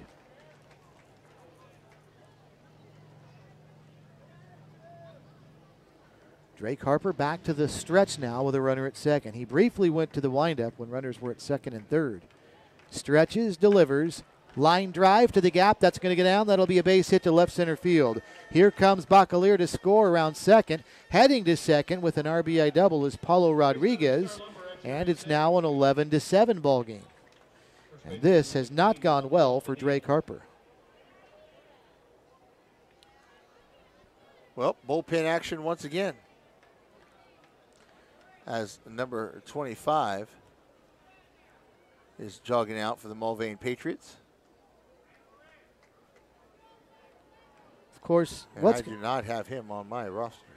And this is critical for Mulvane, Scott, because there are only going to be 2 teams that advance to championship week from the 4 pools. Right. Little flare to short. This is going to get down possibly unless it's caught by the shortstop Williams. He can't glove it. He didn't squeeze it in, having to backtrack, and another run scores on the RBI by Padilla. It's now an 11-8 ball game. And the reason I say this is critical is because Mulvane doesn't want to have to go to their bullpen any deeper. No, but they are now. They've got to play a play-in game here in a couple days, but they may have to do that here. Well, now you know why the Patriots were hoping this thing really was over at the 8th inning. Yeah, well, and also, do you see why I say you got to keep the pressure on? Yeah. You got to keep scoring runs. It's a good point. So there's a coach talking with Harper out on the mound. No signal yet to the bullpen. As Scott mentioned, there is a relief pitcher warming up. Home plate umpire Clinton Wheeler is going to go put a stop to the conversation. But it doesn't look as of yet if there's going to be a decision made to change. They're not. And that'll take care of the conversation on the mound. And all of a sudden, Mulvane now has watched Northwest Arizona rack up 11 hits on the night and 8 runs. And I think the Patriots' thinking, Scott, is they want to do everything they can to avoid burning another bullpen pitcher. Absolutely, but you already got a guy up warming up now and getting some bullpen work when you was hoping he could rest him tonight. 8th man to bat in the inning, Travis Cole. First pitch nowhere close. Down and away for a ball. It's 1-0. It was 11-4 going into this inning. They've gotten 2 of these runs with 2 outs. How big is that top of the 8th when Mulvane scored 3? That's the difference in the game right now. There's a strike at the knees. Looked low, but called a strike. 1-1.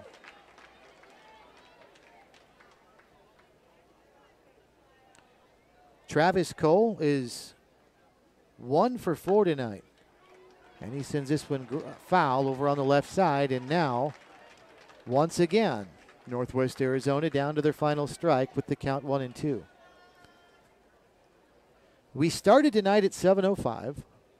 So just over 2.5 hours, 9:38 on the left field clock right now. Mulvane fans making some noise. Here's the pitch, chopped over to third. Going to be a tough play for Beard. He'll fire on the run. The throw is dug out at first well by Lace, and that's the ball game. A 5-3 play. It was interesting, but credit Turner Lace. What a play right there. Wow, what a scoop. Backhand scoop, tough play. Got him by a step. Mulvane wins 11-8. They have won Pool A. They'll play in the play-in game coming up later on in the week. We'll be back with the final wrap right after this.